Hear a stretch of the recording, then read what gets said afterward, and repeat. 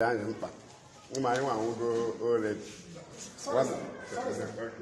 I am not using or do the time on. But the book will take into Biafra.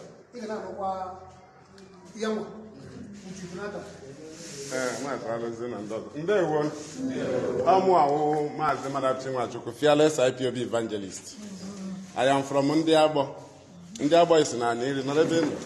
Aniri is a local government in Oji River province, Biafra land. I am a homeland broadcaster under Ipob.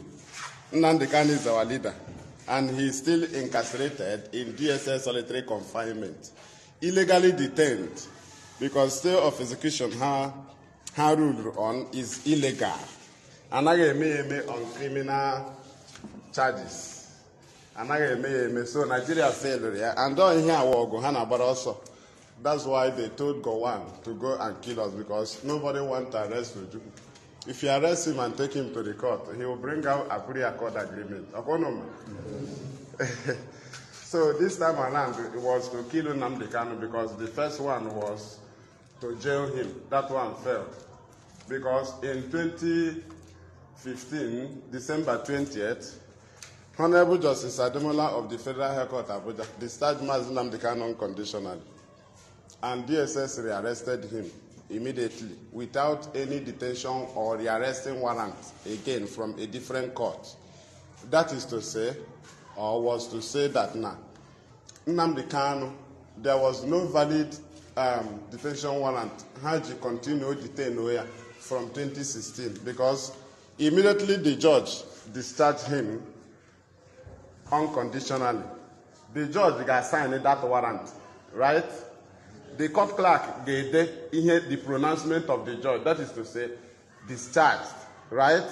And the argument will get to the office of the judge. The judge is so stamp sign automatically the warrant and go. That warrant, because he had the warrant. He had now that thing he would keep a jailbreak also. That warrant cannot the warrant package at Jonia. He had the warrant. But Nnamdi Kanu was discharged. Judge assigned lawyer. Go to the court of Justice Justice John Soho, 2016, right? Again, John Soho had charged 8-year secret trial.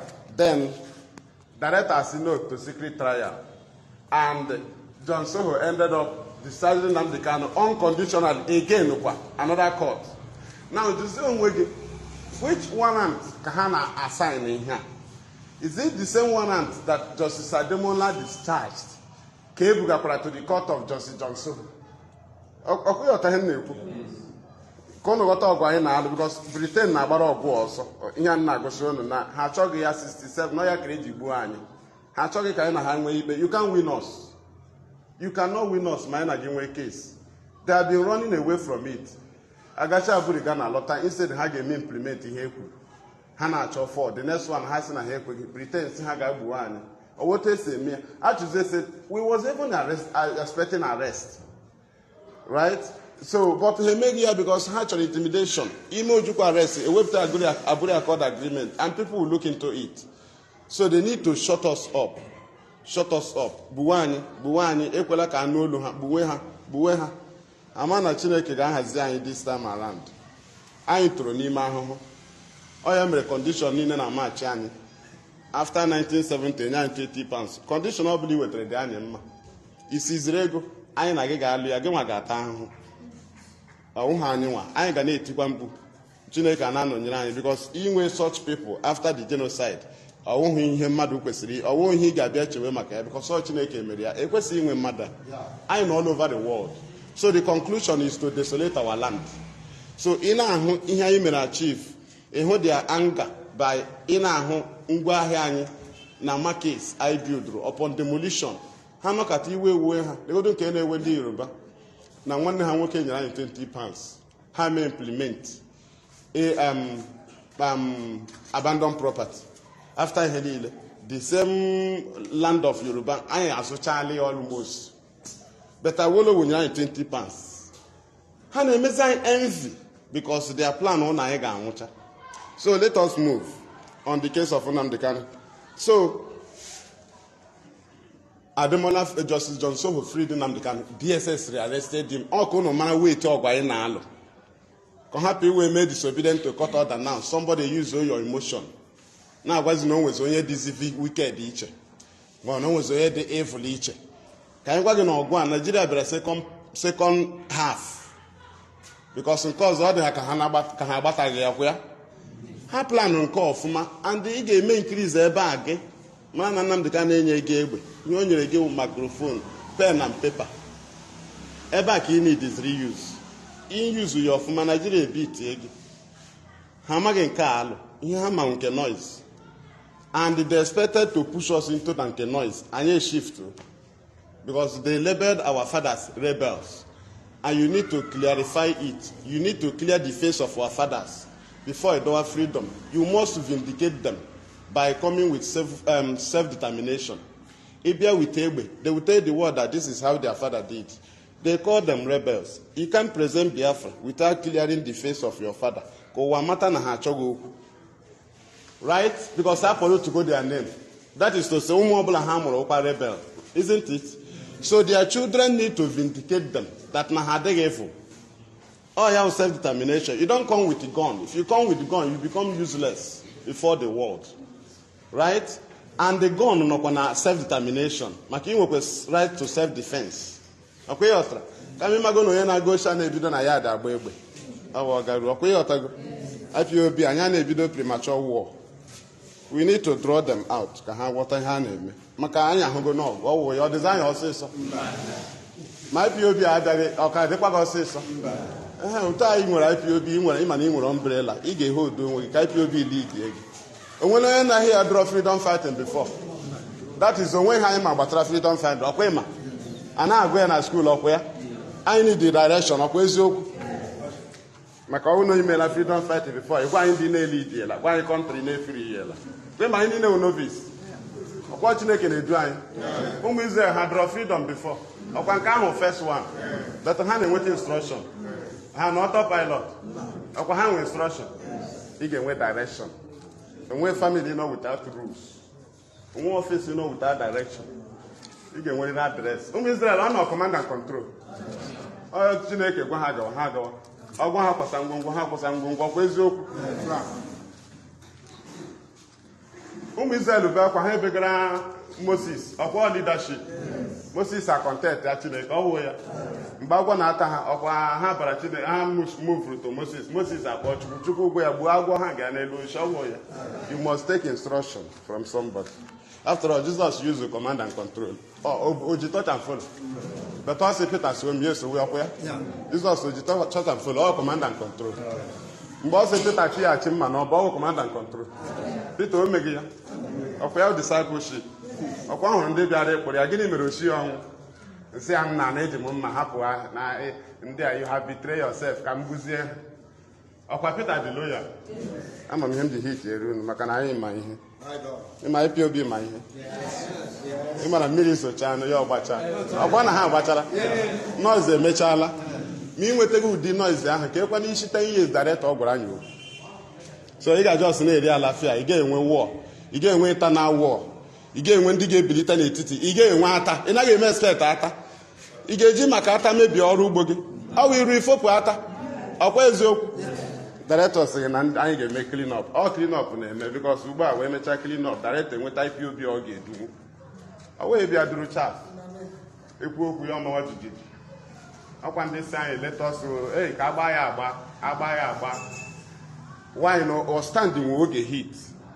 You stand oge hit, you can stand on stand egbe. Ugbu a go dey need to defend yourself go do wanye ihe na adọ. Maka a na-enye another narrative. Do wanye ihe na adọ. Na ị na-adọ under self-determination, but you have the right to self-defense. And IPOB can never declare war because Nigeria have declared war on us already. Akwema. But somebody like at leadership on radio say we are declaring war. Biafrans should start fighting. They have declared war on us already now. So you get use the brain. And the man I know.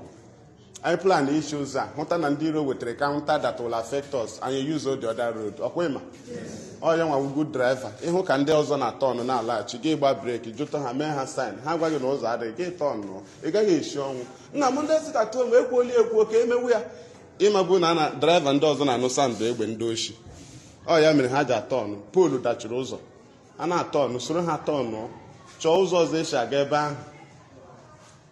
No, your freedom fighting. Those are the true for you always. You plan the enemy counter. They plan, you counter. When you counter, how you job again? When you are in the front line, you know your business. So you know why I'm on board. Ipob, I'm on board. Here our freedom. Our duty is to search and the man here gather our people. That is, you save Biafra land. We don't do the will of our people, but we communicate with our people. Okay, man, I know our will before. Only our vice president able to keep up where. Okay, I made the will of the people. If we are vice president, I made the will of the people. What of an agora minister for information and culture under Abacha? Okay, will of the people. Adolphus Nwabara, one senior president. Sorry, Evans and one senior president. Within some months, Evans Adolphus Nwabara. Within some months. Chubo Kadibo, will of the people. Within some months, Anyam Pius Anyam. Within some months, came Nnamdi. Under 4 years, 5 states are the president. What will of the people? When we get to 4 years, let us continue. Thank you, Mutineke. Thank you. I am live from here, Ipob Outdoor Evangelism with our people on Free Nnamdi Kanu, right here from our homeland radio Biafra, here in Biafra land. Anchored by me, fearless Ipob evangelist Mazi. We are with our people here. They are balambo well. To meet them here means Nnamdi Kanu my honor. By this time, kindly with a crowd there. Thank you. Let us move. So now, come hit back. From the Court of Justice John Soho, the case of Nnamdi Kanu was shifted to the Court of Justice Ahmed Mohammed, a Fulani man. After Ademola decided Nnamdi Kanu DSS Ajo, 2015. 2016, John Soho decided Nnamdi Kanu DSS Ajo, 2016. The same 2016, they shifted the case to the Court of Justice Ahmed Mohammed, a Fulani man.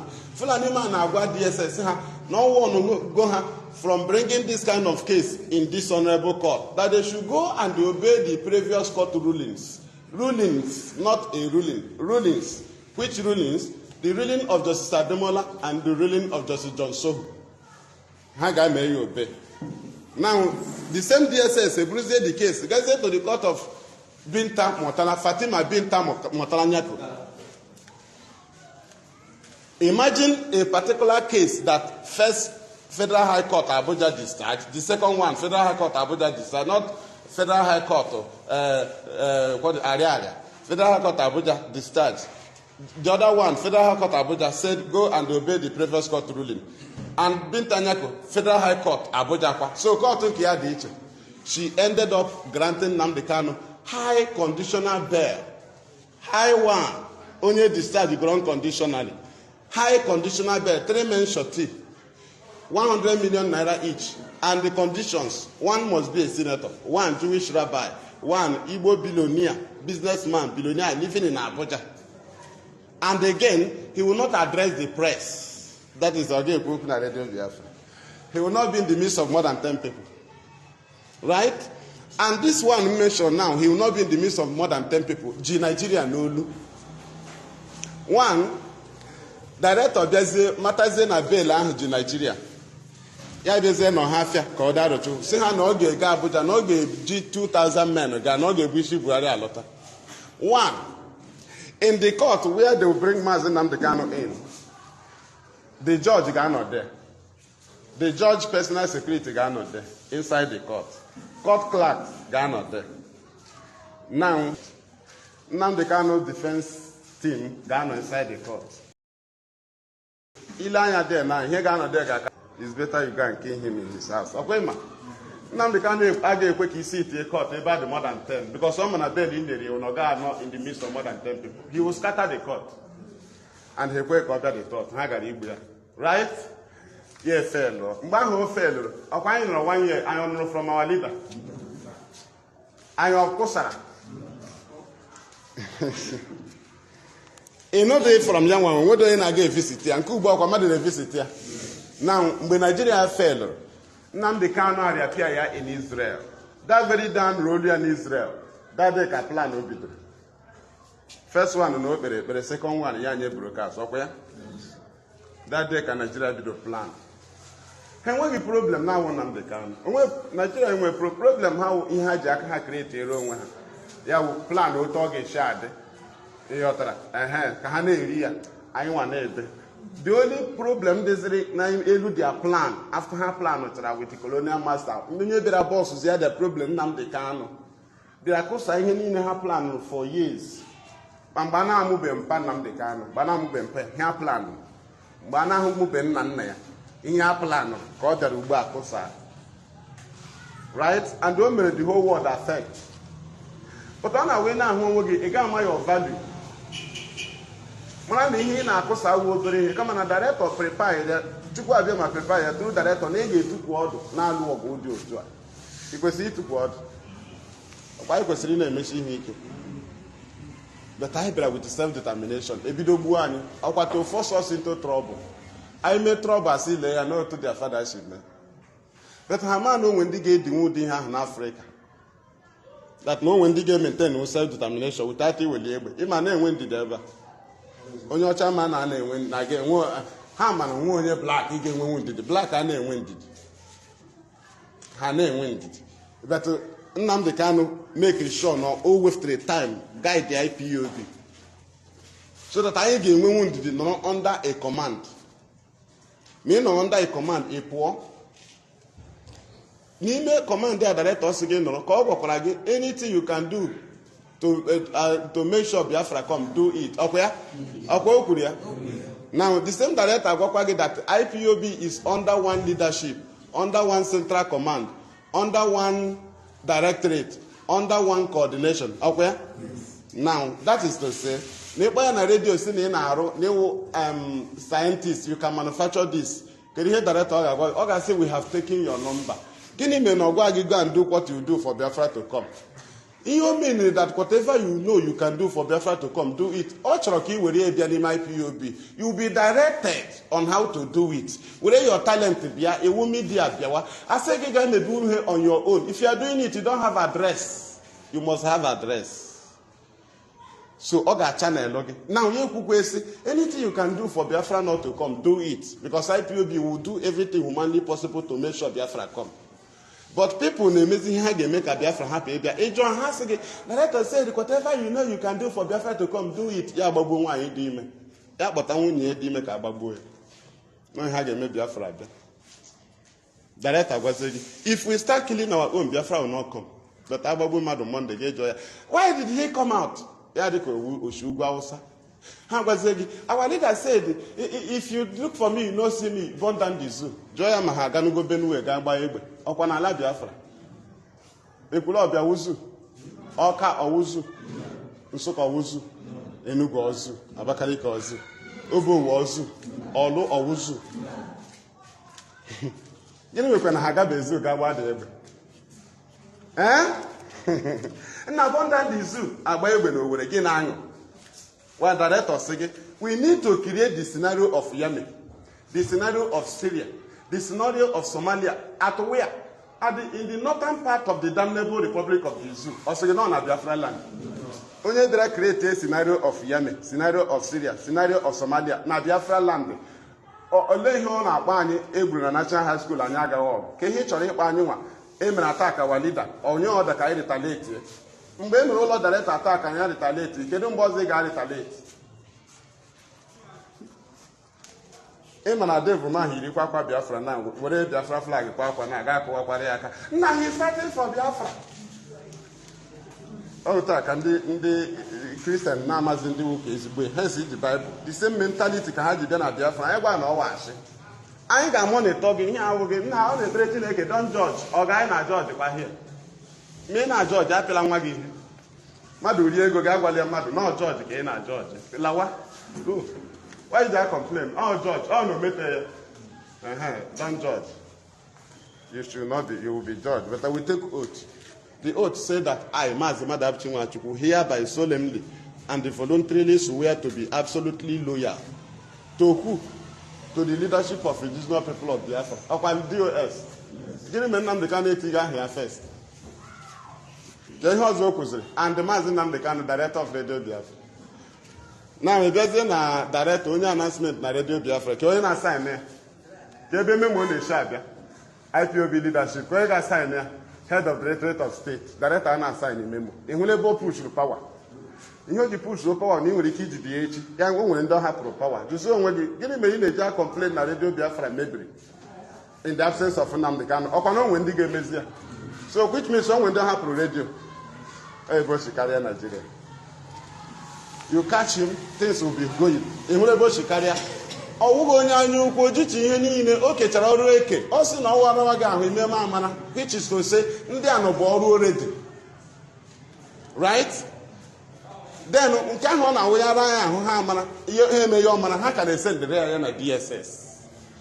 Only can know 1 week or 2 weeks before your reply, I bet he can win the call reply. Our face, he is still active. Oh, yeah, can never know again. Because in here, made out of the plan of Nigeria. Nigeria planned to keep him incommunicado. Okay, ma. I got him reach here. But due to Nahama and their plan failed in Kenya to kill him, you need to present court to the world. Why? Because Nnamdi Kanu is maintaining self-determination. Now, you cannot keep him incommunicado. He only maintains self-determination. IPOB maintains self-determination. IPOB are not into armed struggle. If you don't do during the war, you got to get a court. But if you don't Nnamdi Kanu, you get a court. Because on a fight under self-determination. Okay, ma? Now, Nnamdi Kanu make sure that I am the road to this extent that Nigeria Mazi had made them to kidnap him. And they had that he would because they score own goal. Especially the edition of own goal. IPOB our political party. You can't defeat us. And when he was lying with, I'm not going to lie, now he cool. Now he lead. At the time minute, Nnamdi Kanu, through Nnamdi Kanu, IPOB. And when was I naga? And when anything happened for Annie, when he was off for us, he had gone for a IPOB and Nnamdi Kanu. So, Mother Nature, no way I can make a tap was when he was in with. And when he was in, or give a joy, Egypt, when he was in with. So, Nigeria government is Nnamdi Kanu, only a fight IPOB or Nigerian police, never get IPOB, but they hear news. In a room we go. Only with a second option. Now look at that second happen. I am with option also. Okay, Otra, do you see where they fell? How an ad camp from party to another party? Right? From perpetrators to head the camp. We remain here. We defeat you from government to government. 8 years. Nnamdi Kanu upon the prosecution of IPOB 2017. We went to Bonya IPOB at Tongate today. Now Nigeria. Awaiting trial our way Tonga. Women are of conviction. Now let us move. I'm going to hit because some of our people feel on IPOB in our a freedom without direction. So whatever she team, I may accept. Igbo Maduna Nnamdi Kanu. I say yes, he love Nnamdi Kanu. I am about where? A gaga nima hagale shop mado. Ilengwa mado pasra maybe. Ma we lele keke mado buy. May oko. Guess I kwaka. No nya lado ya da go me ya ogwa na o maka Biafra. No me oga like Biafra again. Go nwe ezoku. Ihe a mmadụ use against your will. Use all your love you nwere na Nnamdi Kanu. Now fight against Nnamdi Kanu unknowingly. Somebody go against Nnamdi Kanu no detention no way power. Mmadụ gwara gị the Coroni agwa gị na Kanu aga decide no under gun point. Ịmakwa na onye sort ma gị nwa nabata director na under duress. Director Nnamdi Kanu ga-eji ụjọ made the decision. Onye ọmakwa ihe ọ na-akọ. Ịmakwa onye na-agwa gị lion na-afara okwu Nostradamus kwuru ya n'amụma. A prince shall arise in the world from the trigger of a gun to deliver his people. And every other world powers will try to subdue him, but they will all fail. Nnamdi Kanu prince. From the trigger of a gun, the map of Africa they can gun. Biafra the trigger. Ebe map of Biafra no. No parents again believe na trigger. Odogu. na-agwa ndị volunteer ha hapụ ya ka o meet amị mgbe a na-agba egbe ka somebody gwara m na ya nwa nọ under duress or suspend the Monday sit at home. Odogwu o nwere ihe dị secret na suspension of Monday sit at home. Ọ ga-ekwu n'ihu DSS. Tell them to suspend it. Otu director show kwa anyị na-anọgo 1 not 2 not 3. It's an open matter. The time at the same DSS leak in na Kenya. Okay? Okay, DSS. Ọ nọ under gunpoint. Ya gwa gị na eji na Kenya. Gị kwete. Ya suspend the Monday sit at home. Ya nọ under gunpoint. Because mmadụ gwara gị na onwe to contribute in his matter because no way thief. Okay? Director onye oshi. To DSS na ị ga-plan for his freedom. He will not know. It's a lie. Nobody can jump IPOB and fight for free Nnamdi Kanu. IPOB leader was kidnapped, not Biafran leader. IPOB is fighting to restore Biafra. Right? For the Biafran people. Nnamdi Kanu leads IPOB. And don't you blame on Biafra IPOB by birth, okay? Yes. That there is membership of IPOB. Yes. Nnamdi Kanu leads. That is to say,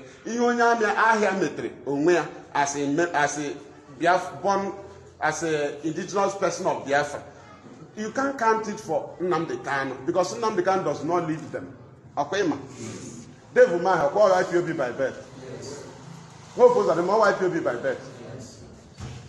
Right? Now, okay, ma, no IPOB by birth that is more stronger than IPOB members. Now, how do they fight? They fight alongside with IPOB. They cannot be neutral. You must channel. Okay, what are not there? Now, you fight with IPOB. IPOB with the engine. Not most everybody will join. But I'm a membership. That's why the director said, go and join IPOB. How many IPOB by bet? Let us say, go and join. Now, director na sack. On a make expel. Why not name expel and then on Why not suspend and then on now IPOB? Or can have IPOB by bet? They didn't now suspend or IPOB family members. Okay? Now, IPOB will lead you to free their leader. It doesn't matter what is the money law for them. You cannot jump IPOB to fight for their leader. Right? And you cannot fight for free Nnamdi with the name of Biafra people. Because IPOB is asking for the release of their leader. And Biafra people are sympathizers. Lovers of freedom are joining IPOB. To go for the freedom of their leader. If you want to come for free Nnamdi, you go to IPOB. If Ohaneze wants to come, you go to IPOB. That is their address. You must channel. You don't jump them. They might lack the knowledge. They get Biafra people can fight for free Nnamdi without IPOB notice. It is nonsense. But I am hey, Biafra people, we have agreed to sit at home. As far as we back off press release. On our Egana Konyes may protest or phone Agonyes or I cannot press release. Egana local government make a protest. Only a press release. Or you if they are aware. They may sit at home, go another day press release. I am in the port, but I feel being a body and I sit at home. Okay? You can't hand that on Kemonda. Young press release, camera group name. Kedu group name. It has become useless. Yes. Biafra people are sitting at home. IPOB said they are not interested in sit at home. In your belief, also in 100 years, in where we grand Nigerian government, DSS are going to have no new hire director suspend there. Right? So you are doing it for him. You don't need it.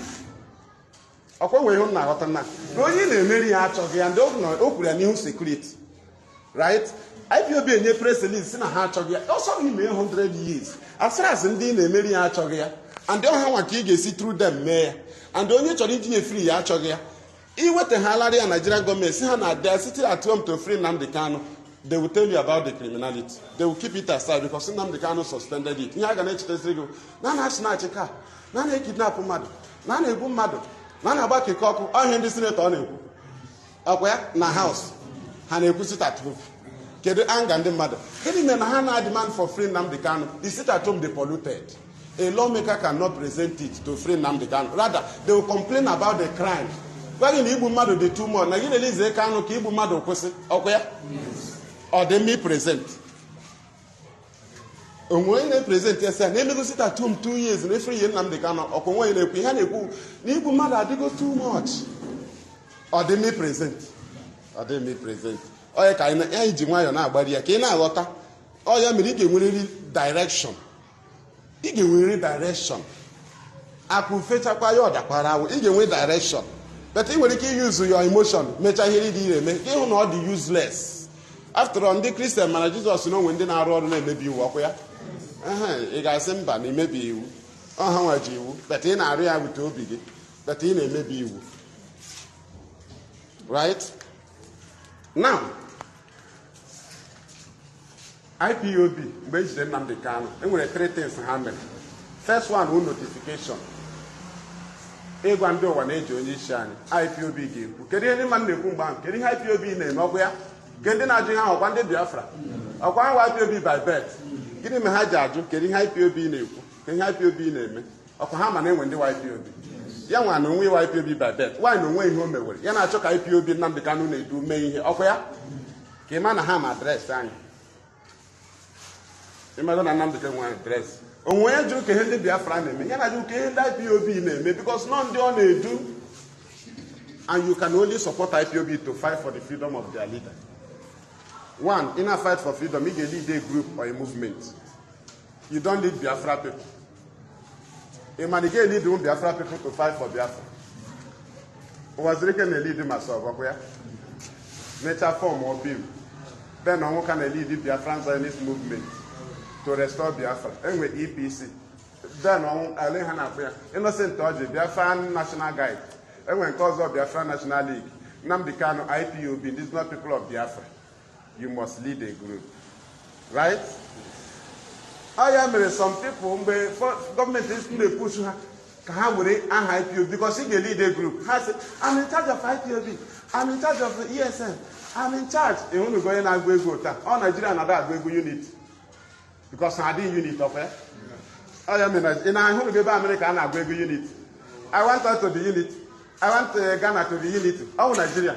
So only another I am in charge. I will do the same thing with your unit. Every unit. You are not in charge. Because you want to use the name of a group, you must use the name of the group, and you cannot form a group. Right? Give us this is not going to do IPOB. Nnamdi Kanu hand is over. I want to coordinate another here, and I got another zone guy with him to me hand over. I got village.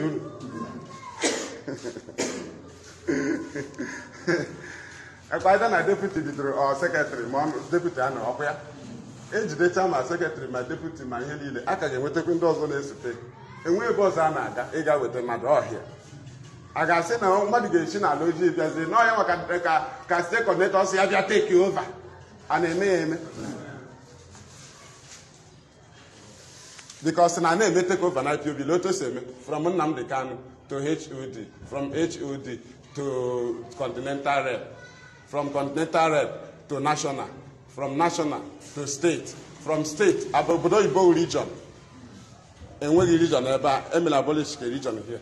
Then, in Obodo Igbo, state, region, zone and unit. Then, Biafra land here with state, senatorial, local government, zone and unit. Ota Goshaga. And when they take over, the right? May hold director with the next person. Secretary in position there.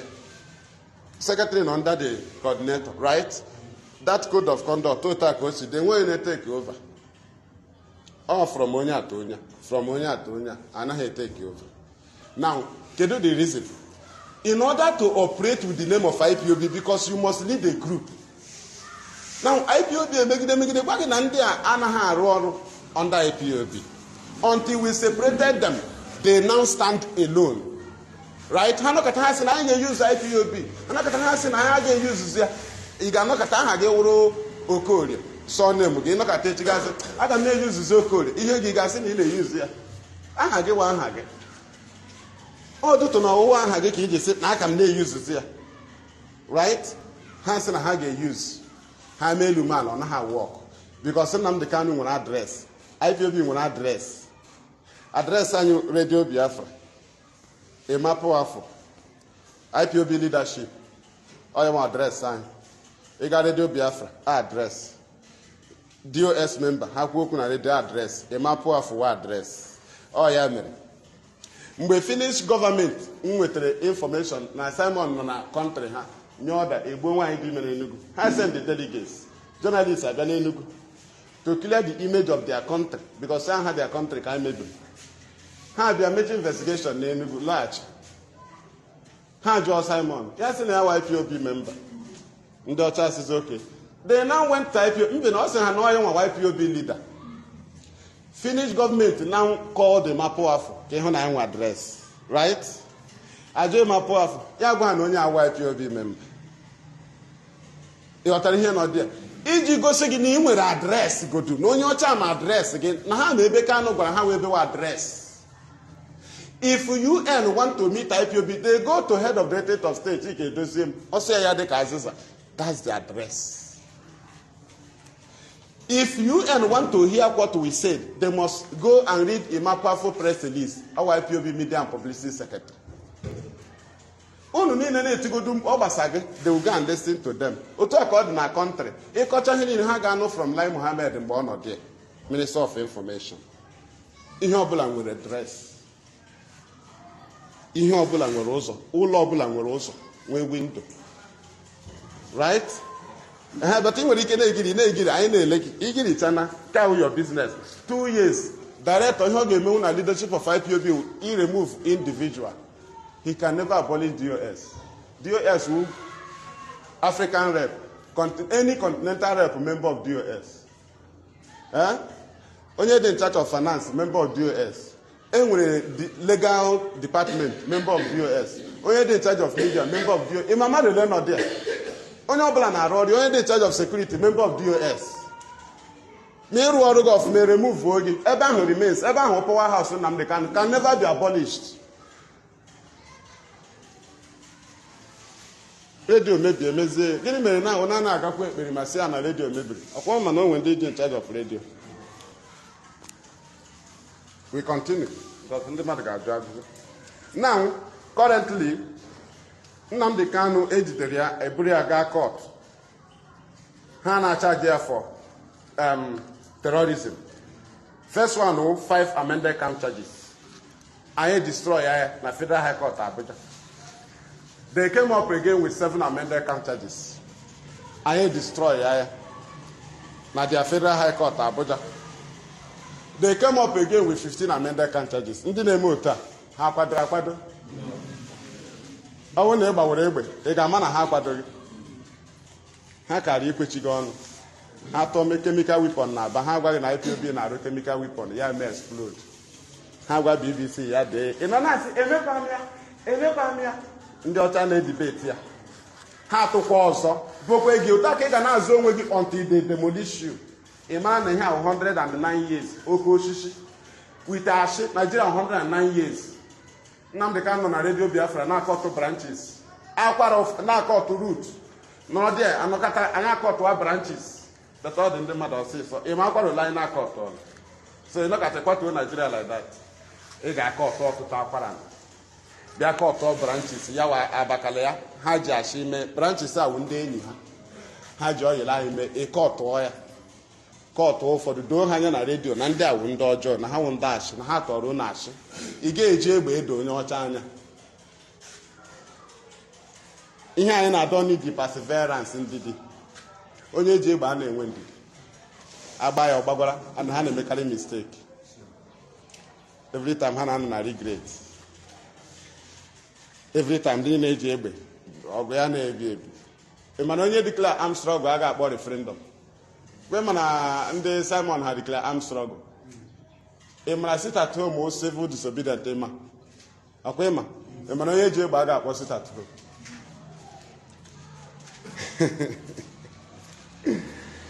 Emma never woman na sit at home now was the civil disobedient. Akonoma. Enwele she maybe. The tag ababu madam. Mother no civil disobedient mother that go now. It pollute here. It becomes uncivil. And it is now a crime. It is now terrorism. Now, you have, if you make an sit at home, you have killed. When we started sit at home, there was no ESN. 2017. Onye Mary enforce. 2018, Onye Mary enforce. 2019, Onye Mary enforce. And we sit at, and we ESN. 2020 emerie na 30th May why na ESN December ka a launchiri ọkụ ya. Now 2021 there was ESN but emeghị enforce. 30th May wụ na 31st ka emere ya maka 30th one Sunday emezie na 31st Monday. So mgbe ọbụla onwe mgbe ndị mmadụ nwere ike iwepụta video voice director ebe ọ na-ekwu don't come out on Monday or that 31st May 2021. You never see use your voice no out of the annual event day. Monday that 31st is out. All 30 our heroes day. Only the game where they sit at home. But that Monday on a neutral day. So yes, people got they will be reaching. Now how to hear our fallen heroes may be on Sunday. Monday's not that will sit at home. Right? IPOB about to be 2 days sit at home. Before I was sit at home, they'll communicate national coordinator. I communicate to Chanda. We work with our people. We work with market leaders. Because all self-determination, they must be carried along. We work with traditional town union presidents. We serve letter to market leaders. We give letter to religious leaders. We give letter to school management. I want to know you communicate with them on Hakin Adro Biafra. If they reject the freedom, you are doing nothing. If your people hate Biafra, you can't give them Biafra. I make sure now are they against Biafra, but people be on our people against Biafra. Na Biafra ka o Biafra happy. Akwa man no voice chọrọ ebe wazi. And then ang. The man alala ihe gị n'iyi. Ito ni ga Biafra ma ha reject ya. The man na government achọrọ ịkwụsị anyị work. Ha chọrọ use it anyway against us. So that people will be frustrated. A land and sea blockade is 7 to 70. How does everyone matter? You have to 2 weeks sit at home. Where is Nnamdi Kanu na Ipob? Na Biafra. Okay, get like ya. Oh, a land and sea blockade.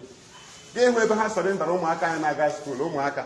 Na ya ha down na abịa ha itari with AK-47. They were traumatized. Our teacher na amajijiji.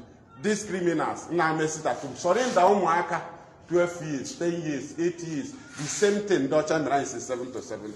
Kamado return na ha Biafra. Ina akụ aka na they should free our leader. Kedebe she connect Nnamdi Kanu with him. Kedebe ha she connect ya Kanu. Because mmadụ chọọ ime crime ya ọkpọ Kanu. Ndị gọọmenti si ha mewe na ha ga-ejite Kanu aka ha gbawa mbọ. Anyị etie director ga ngwa gwa m onye iro director na. Gịnị mere director enwezi onye iro? Ọzọ our leader ndị ahụ na-adachi anyị ọchụ mgbe anyị na-adọ Biafra na-akpọzi our leader ma anọ enemy. Zim onye iro ya na suddenly director enwezi onye iro. Suddenly gị nwezi onye hate Biafra gị nwa ọkwa ị na-ahụ na ndị na-hate Biafra na-etizi mkpu defire our leader defire our leader defire our leader ị na-ajụkwa ya enyi le mgbe iji wụzie onye Biafra nka. Suddenly ha wụzi ndị Biafra as if na ya amaghị ihe so anyị anaghị ege ntị na ha sị na director gbara ọsọ he jump bell onwe m chọrọ ka ipe ike ede onye ha nọ na-agwa the word he jump bell he jump bell he jump bell he jump bell now mgbe ha kidnapụrụ ya from Kenya ha kpụtazie ya court gịnị mere na ha eweta warrant ahụ bintanye ka o grantịrị ya bail on ha dewe the warrant na-enwetazi amended count charges. Are they supposed to bring new charges or the warrant enyere bail on nwere charges already?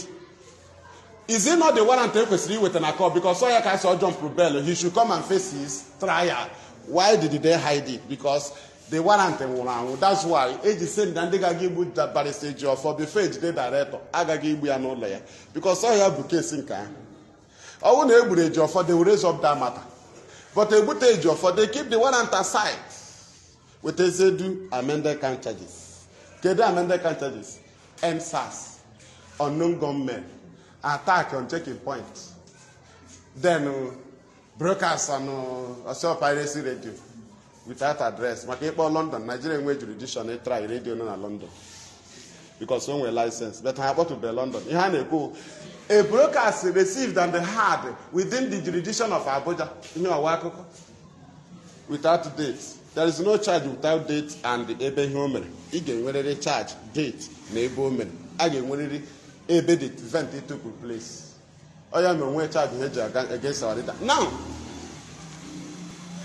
ihe ji gosi na ha enweghị kesi ga-esi ọnwụ na ha kwesịrị iweta prezent ya ihe o mere ha, but ha presentary charges from 2018, but e mere ụlọ ya attack 2017. All the charges against Nnamdi Kanu from the 15 amended can charges, the only old charge in there was transmitter issue that happened 2015. How can you property and how you be is not illegal? Which even Abuja doesn't have the jurisdiction. Yes, a way part how you be right?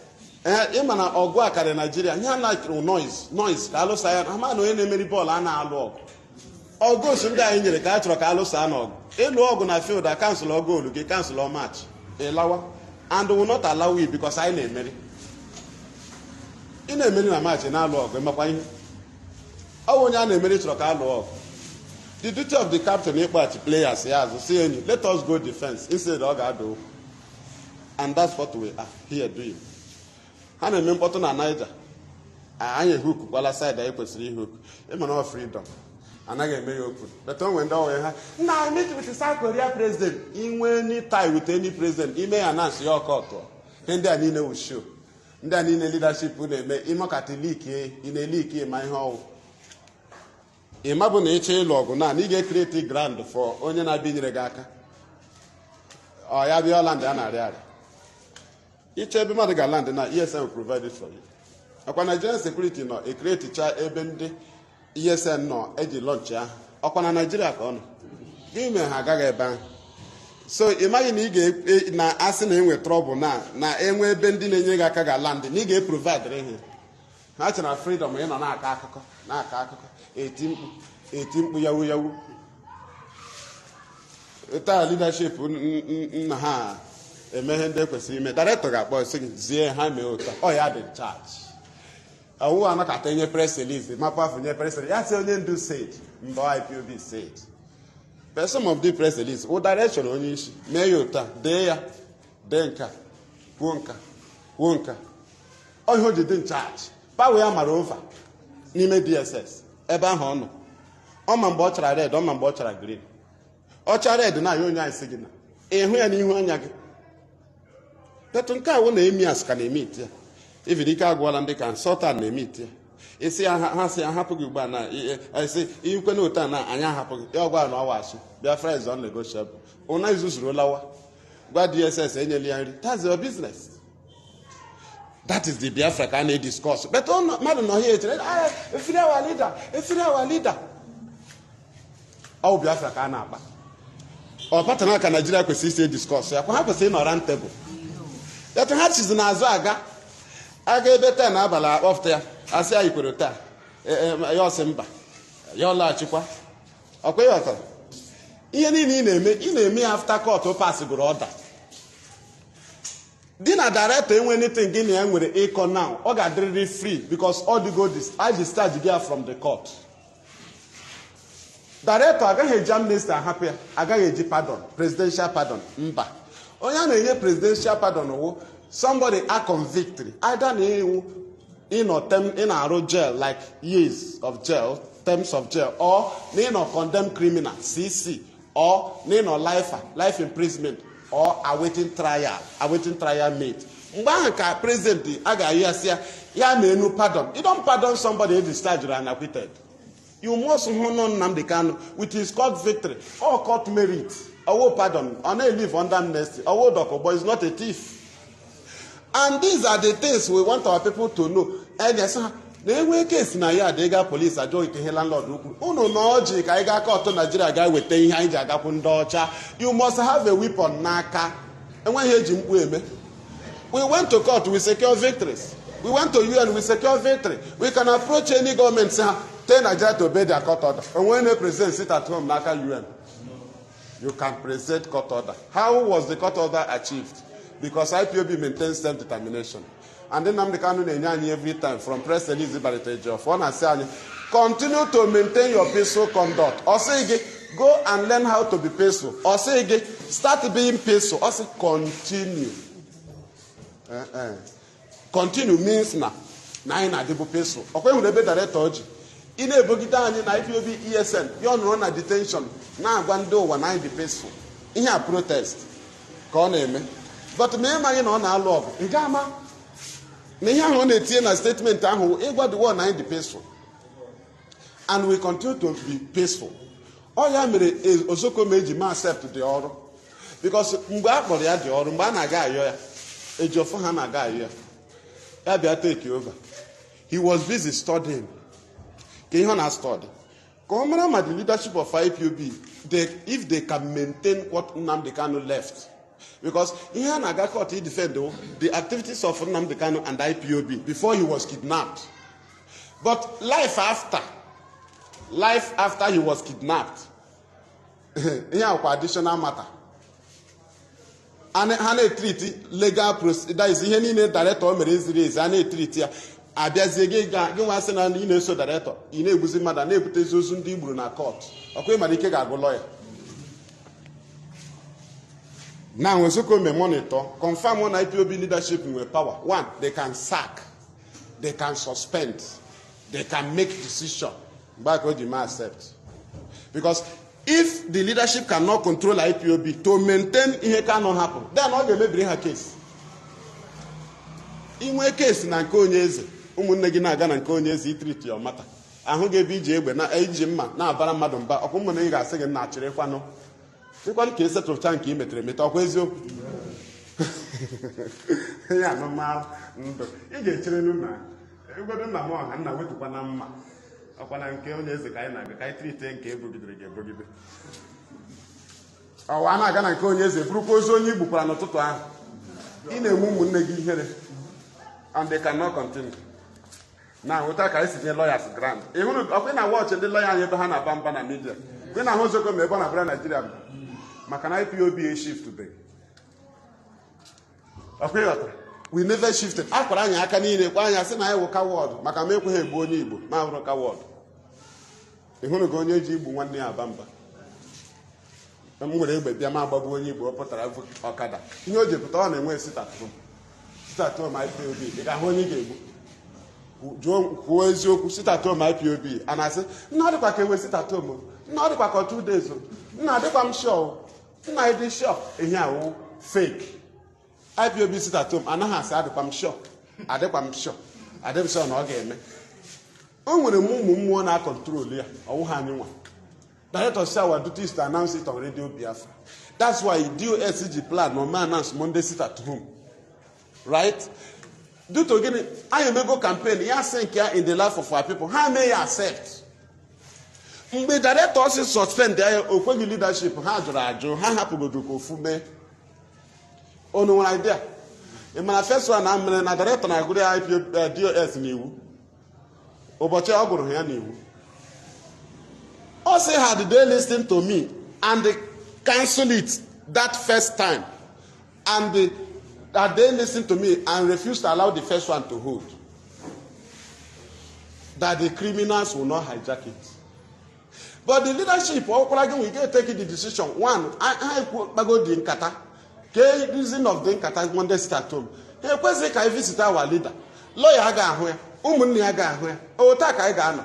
Leadership again, ị na-anụ from director, DSS ekweghị. Mgbe aka ha ji sị mba na anyị ga-akpọkwa Monday sit at home. Ka anyị hụ na our leader mara ma ahụ ọ dịkwa ya. All on the process na anyị mere announce Monday sit at home. Ka the lawyers ji gakwa try ka ahụ our leader again ha mepe ụzọ. Ahụzi our leader ebe a ka a nọ nweta ozi na director na suspend ya sị kwụsị ya. The leadership si oke na ha anatala ozi ka ha hapụgodi ya ka ofu gaa. Director si na ebe so hijack it ha hapụ ya. Ha chọrọ ofu gaa ka ha wegara ya report si ya na otu o si gaa. And then ha chọghị ime ya till eternity. Actually, you use for some time. How we take another thing, right?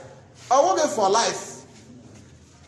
I want it for life every day, right? Thank you, thank you. I work for every day, but DOS, the first one, how will report? We get director. Director actually eager. Tell them to suspend it. Ha large. And where's the new option? Ha better week. Be announced and I suspend it there. Ha faces it. Ha no katana leadership. See na here trouble. But now ha get face the trouble. Because you cannot withdraw our people back. Now, how about you got the idea? But they will face the trouble, and have faced the trouble. All your leadership now. Owu di aha na akpọ ha. Ịnatara ego, ịnatakwara ego, ị cancel Monday sit home. Ịnatara ego, ịnatakwara money. You betray him. Ọkwa ebe a ka ha si bido Monday sit home. Since ahụ, ọ hapụla ndị director. Anyị ewepụla the glory. Ozugbo IPOB suspended ya. The glory abụọ. Ha na-emezi ya force. They kill people. Ọ ụjọ ka people ji ha na-apụta. Ha na-eme ya willingly. Anyị achọghị ụjọ. Now, I was a civil disobedient. Civil disobedient with decision. It is not terrorism. Mere terrorism. Nobody was doing it willingly. Now, I want that force, and we avoid it. On the Igbo days na haga was slave. How am I going to meet? And I get me force back. He will try and force. We reject that thing. He will try. We do it all. Big man, when the big man, I'm not gonna compound. And all the wicked, the man are done here. How come I have go your way? Gary, Utu called the tiny one. If you here with the force and our torture, I reject that. Madam Biafra, they will reject it. Oh, when he gave me. You can't do anything, man. The Biafra reject that Biafra now. Now, the little Anya continue. They don't demand Anya without na in Bidurumba, the way the Biafrans Anya, the way the word Anya, a carry back ever. Imagine can you just scatter no election. Our election is hold. It's a nigga in IPOB. No hold ever. So I want the election. John have wife an election in the hold. No election in Biafra land. No election. Hana Wani. Now, the US should make decision now. They should not accept election. Can release our leader? Ayanaga, Commodore, no Makaiba, Mamia Maduro. No election is against the law. But election boycott is lawful. And what the difference? No election is terrorism. But election boycott is democratic process. All in line with Haina. But Haina about no election, all with terrorism. Even Nnamdi Kanu for all election boycott. Bana say I could say I call off the boycott. Umba say I could say no election. Now, Imana do referendum again no election. Imana no election una ndị niile ekwekwere na Nigeria nwonde Biafra na chọk ha to vote. Imana election boycott no when they gbara voters card na to vote. Imana ha boycott election. Kedu group boycott ya? All personal decision. Ya na agba boycott. But ime no election means mandi Yoruba ma Hausa na eba na chọk ha to vote. Okwe ma not terrorism. Now, if the report to get to the world, which means you cannot be granted referendum. Maka any referendum or 2 ballot boxes. Your younger brother, even your son, can love Nigeria. You're going to get to Nigeria. Now, only no election, you can get a referendum. Because all na email election, all terrorism. Ndini Nigeria election, it's all can happen. Or two aka the world they reject your referendum because Haman and Ndini na Nigeria, ni get quick happen. Oh God, it's serious. We put brain there land director. Ikowe anakoko. Director la. Eda hono. Here last fight in Nigeria or Gwagula. Director put no ya na ndi owa ga na eme meeting. But actually pollute ahia. Ko ru ya na terrorist president ga na no n'oche. Acho ka ya na ndi ezigbo mmadụ no n'oche. The man emebi ahia na ya na ndi ezigbo mmadụ aga no n'oche. A ga-enwe few terrorist president ya na ya ga na akpa nkata. Right? When anyone God there is save people, not only Africa in the world, because of what? I am with the freedom, with value, self-determination. In with the freedom, self-determination, your things remains your things. Agreement in a way with the people for their benefit and the benefit of the people. But armed struggle before mother yege bomb. Everybody sign on now hang with plantain in no bodono. Onye nka before onye gi for fight ya sị na popular approve n'obodo unu. Onye nka before ye nyere gị aka ya sị gị ịsa na arịa mmanụ. Ihe aka Nigeria mere mgbe a na-alụ ọgụ were mmanụ nyecha ha. Today ha na-aga agbachiri ndị ahụ ego. All mmadụ Ajib, all mmadụ Mobil, all mmadụ Chevron, all mmadụ Shell, all countries. Ihe ọwa ego Nigeria. Ọ ka enwe ike merie Biafra. na ndị ahụ na-agbazizi Naijiria ego enwe COVID-19 ha enye ha help ọkwa na-enye Naijiria help from ego ọ nyere ha nwa obere nke a ga-enye Naijiria ndị aga m evu anọghị ashaizie ya nwezi ka anyị ga-enwezi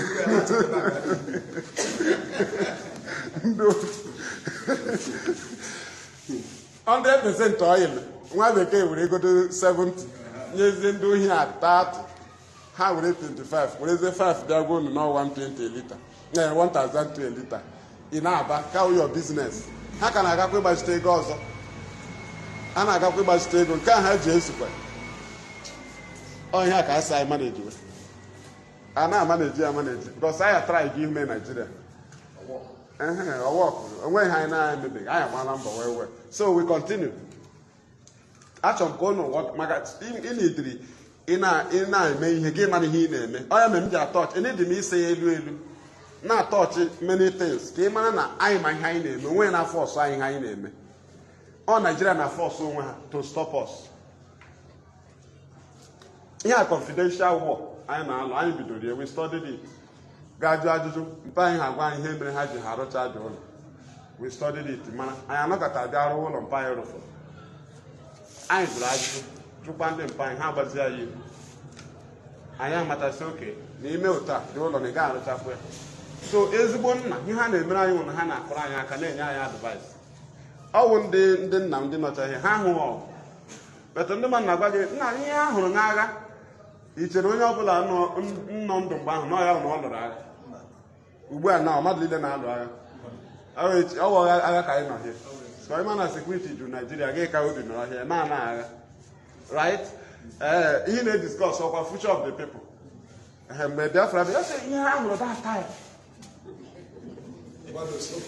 ịghọtara gwa m onye na-agba bọọlụ ọ na ọhụ nwa ya na field ya gwa ya na ọ ga-agbaji ụkwụ ha na-akụrụ nwa ha aka ọ bụ onye na-agba bọọlụ ga-agwa nwa pụta ị ga-agbaji ụkwụ ị ga-agbaji ụkwụ lee anya Ronaldo a ga-agwa nwa ya na ọ ga-agbaji ụkwụ Abedepele nwa ya na-agba bọọlụ ọpọnwe nwa ya na-agba bọọlụ ndị amị ụmụ ha na-aga amị polisi nwa ya na-aga polisi ọwụ ya ọ field ọnọ ọnwa onye lụrụ agha ga-ahụ ebe anyị na-achọ protect Biafra ya sị mba achọkwa m ọ gaghị lụrụ agha ị gara zuo na okpuru plantain nwaanyị elu anyị gara idefend ihe ị lụtara gị sị anyị kwụsị so ọwụdị gị nwa nwere Biafra ụmụ gị etolachi idefend ya hapụ na anyị nụ gbazie anyị ihu ọhịa ga-ama ezigbo nna ọha nwa nọcha na wamist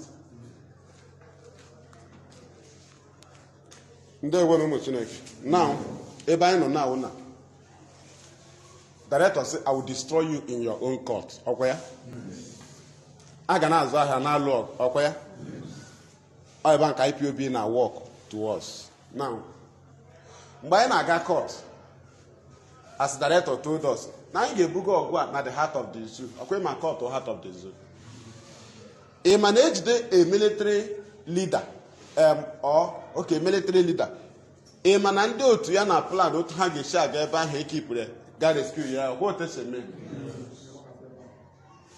ọkwa ịmara nwa otu esi eme nke Nnamdi Kanu ị mara ESN enwe any duty on free Nnamdi Kanu maka a gwara unu na ESN ga-eme ihe ESN na-eseke ya ala ESN a na-aga court ịchọka ESN ga Abuja court kekwa n'isi ihe o ji kpọọ Zokomi ihe a narrative ha chọrọ inye anyị ka ha chọrọ ichange director from DSS satellite anyị nwetara the intel na ha chọrọ ịnansị ya na ha nwetara intel from force headquarters na about at least 250 ESN have invaded Abuja to come and they rescue their leader and ihe a plan ọ ga-wee mee ha the announcement they will dismantle Nnamdi Kanu from DSS gadewe ebe na ị ga-ahụzi ya gwazie gị na ESN nọ na Abuja they want to go and rescue their leader by then edewe director ebe Punch ga na-agwazi ihe director kwuru mgbe ahụ Vanguard ga na-agwazi ihe Nnamdi Kanu kwuru mgbe ahụ BBC ga na-agwazi na director dịzi mma na ịhụzi ya ugbu a na ọzi new one by then lawyer can not see him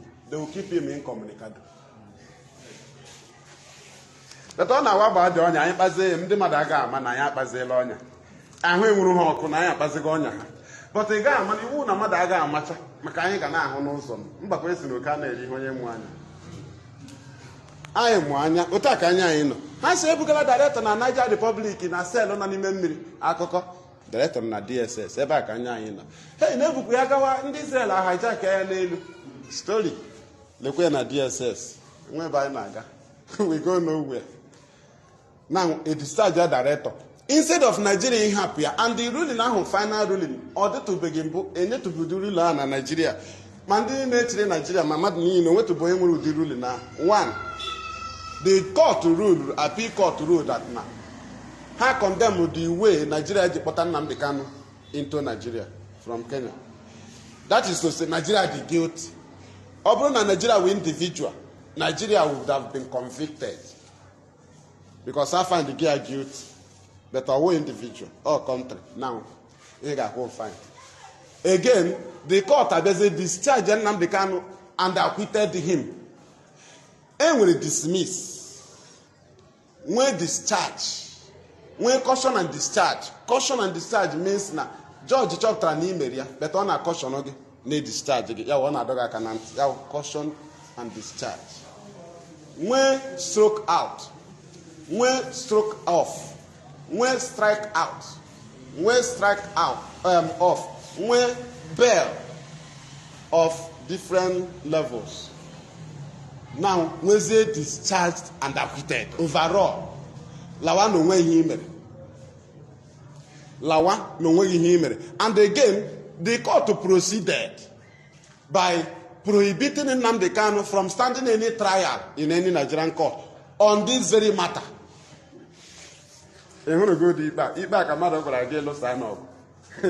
How many goals would they have? It looks like I cancel all goal. Get your hand again. Cancel all ball. You lose your director. You know, let director power not like. Or this is secure into director. 2 times visit a week. You might send them Bazonia, my better leader. When they do how they put. Again, we are not going to get a cost. Hano arm struggle. Director, I visit here 2 times a week. All week point to €1. If I am not lawyer, then 1 day, you're a lawyer. But when you have to call, what pay a call? Then you are now. Oh, you will do. Right? Because someone help you now. I will not na level the normal. Right? Na freedom fighting, no secure in here. I will not secure here. It's not the wood chance. How many years are secure? It's not a many. And when this is I can have done with director. I can down there with the singing and Abuja. I came along with the natural. I came and done a bone mother here and honey deny. I call you up. I got me be able. Give me on there with an over man. I'm unknown the natural or got a people upon no army. Right? Oh, yeah, one can down kind of meet. In a team wherever, everybody ever on a little bit Naji. But if they go Nigeria and a court, Aji Paton, so was the only we, Makanoyaki Wunes. Okay, Manayaki Wunes. In your mother, that all game no in Nigeria and a court, he now defeat Britain. UK got to any country, Kara and Sabo. I see about Nonya, who your citizen. Okay, when injustice not there. In your country came around because now. Everybody with 3 years, they got a battle. You and it on no good. They got a battle. They got a million Nigeria easily. But a court to Shita can be in hand. Then be booking, then hang a bit trash. Say, they are rebel. We're work now, one his yoke, work now, his yoke, work in the middle wine friends. Uba came with the voluntary friends, and did Jacka man yen. Do to buy now, but Uba director on here. Can they make friends? Friends in Nigeria, Nigeria, they make new friends. Make old friends, no further. I call to Shigaka. Right? Can Nigeria, I could say, you are Tom to league a match chief. You got not at a Bacosa, Nigeria, Emma, when you hang with. And you had joy in the game. They got who him try, him making him. I will police. You can't destroy their shop anyhow. Here I will police. I may go Nigeria in here. The Daisy Nigeria now just follow instruction IPOB. Obi Adequan Hammer. I alago one. Where by age than age. ole ebe ị ga-eji na IPOB ọ wụta anyị na-akpagharị ọ wụta chifu oge gawa ahịa ọ ya ọwa IPOB ọwụ ole ebe ị ga-achọga ha na ka otu isi akwụsị anyị na ọkwa gị na onye isi nọ ị ka na-achọkwa IPOB eche m ka iji dị ọgụ ebie bet ha ka anọghị achọ anyị mmiri si na onwe ihe mere dairetọ alago Naijiria n'iyi ihe n'idiri wu ndidi soro dairetọ ka ọ kọntrolu ọkwa ịhụrụ ihe o mere na ịhụrụ otu o si hụ na IPOB agbaligo separetie Simon Ekpa na ndị otu ya from IPOB ka ihe dairetọ mezi ya bịazie last fight m gwara ha na o nwere pawa na o meghị ihe hia ha chee na egwuregwu m gwara ha 2021 Julaị mgbe ndị mmadụ mitiri m sị ha ugbu a ka ị ga-ezere dairetọ na ọ ga-anọgodu ka anyị sevuo ndụ ya esevuo ndụ ya by imake sure na the whole world nọ na tam ga-eru mgbe ọ ga-eme ozi exhibit power from detention na ọ ga na-eme ọ ga na-erelize 1 because first one ya na-ezu oziela ozi gbaa Simon na akwụkwọ na Finland ndị ahụ esizi edo ozi ya kpa ha chee na director inwe option ya na-agakwa until time eruzi ya confirm na ndị Biafra chere na IPOB dị aghụghọ na anyị mụrụma na-asị na anyị na ha ekwughị right na anyị mụrụma na support ha then na-ekele m na anyị dị peaceful. That was their conclusion, right? Now to the extent that na anụta ozi from director ya na-agwa ha na aka ya adịghị ya eno from IPOB ya sị na aka ha adịghị ya ya bịazie dee leta ahụ ihe ọwụ pointing arrow director ma ihe ọwụ wee tụ aka mgbe ọ bịara lezie IPOB o nweghị leta o dere nye IPOB for sit at home ya dee leta nye Simon Ekpa sị stop that sit at home in Biafra land personal letter onye gị group onwe group right ihe ahụ direct letter ka ihe ọwụ pointing finger ọ na-asị ha lee onye na-eme I am not involved. Okay, the next one ya kpọwazie ndị elders kpọọ Ụlasị kpọọ Ifeanyịba kpọọ Eze why lawyers ha na ha publish ihe ọ na ihe awa aka ebe gị na director na-alụ ọgụ ede mara na onye ma ihe now automatically o separate go gị automatically sit at home is not for him. He have rejected it, right? Now a na-ajụzi gị ka onye na-emeziri ya onye dị separate ka ọ lụọ ọgụ ya maka ọgụ ya agwụla. You can't commit crime in his name. You can't kill Biafra in his name. Ike egbu hapụ ndị iro ka ha bịa gbuo anyị gbute onye iro anyị ewere anwakwala nwa ga gbuo onye Biafra n'aha Biafra beta onye oshi maọbụ criminal onye ji aha ESN na-ezu oshi si na ya hụ ESN ọwụ na the law of the land today fine, right?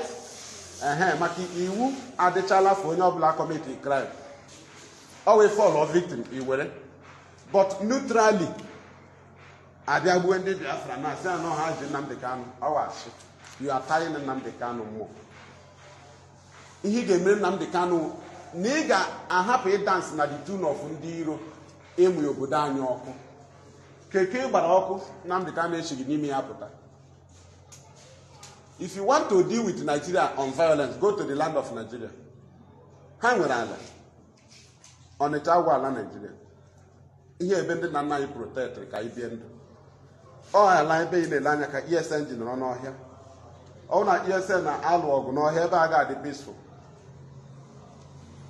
A na-achụ ndị Igbo na Lagos isi na ha ga-alọta gị na-amụ ebe ọkụ a na-achụ anyị n'ala bekee onye chee ịlọta obodo ya na-enwe ọkụ ịhụrụgo ndị nọ n'ụdị ndụ ahụ ilu otu ga-esi amụ ebe gị ọkụ na ọ na middle of the road. Director emecha bịa na video si I want our land to be calm and peaceful. Ihe director ọ na-ahụ dịkwa n'ụfa ha sị mba ọ gaghị decide he cannot tell us ours. So if you know na Mandela na-ekwu okwu mgbe ọ nọ na nga elekwana ihe o dị wuru freedom fight.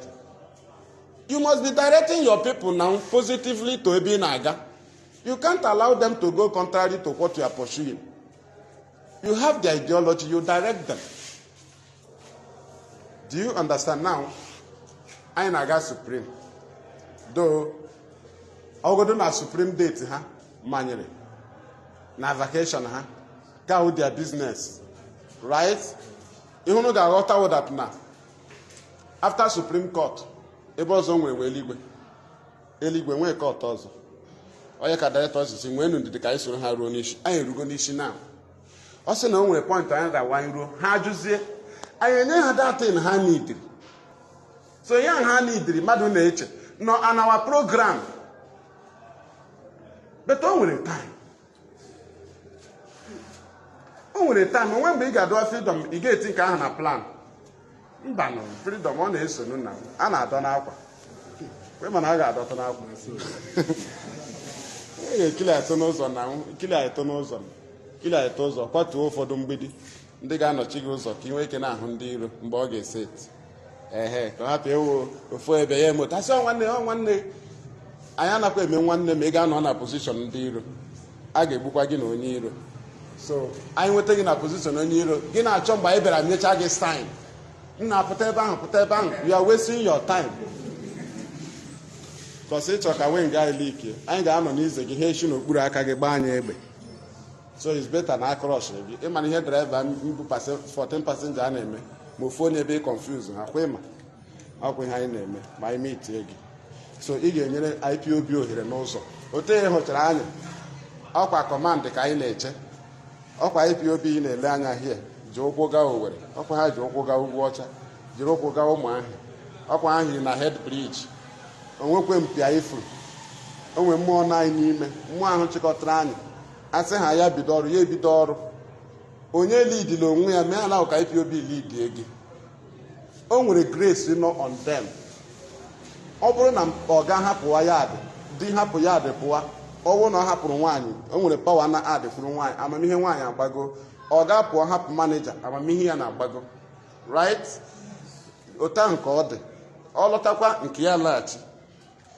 bata ịga mgbe anyị ga-ahụ na amamihe onye ahụ ozi dị same no add because ọ natural otu Chineke esi mee ya so anyị na-aga Supreme kedu ihe a na-aga na Supreme ha kọwaa ihe director ka ji nọrọ na detention after being discharged and acquitted maka stay of execution ha file gaga ruluo ya by the same appeal court ọ dị illegal ebe a ka anyị stand na-agwa gị na director nọ illegal detention anaghị eme ya eme but ha run out of plan because their plan was ka a na-eme anyị tọntọn na court Bintanyako but na nke Bintanyako ka anyị nọ trash 7 count charges were say 15 gazie na appeal the so ya 15 ya dị empty now nobody can jail Nnamdi Kanu nke imere achievement ọkwa asị a ga-atụ ya nga ka ọzọ asị Buhari aga ekwe ka ọla ka ugbu ọ nọ Buhari anwụọ ndị ka abịa jide ọ nọkwa merie ndị nke a before ha na-apụ n'ọchịchị ihe Tinubu mere occupy empty file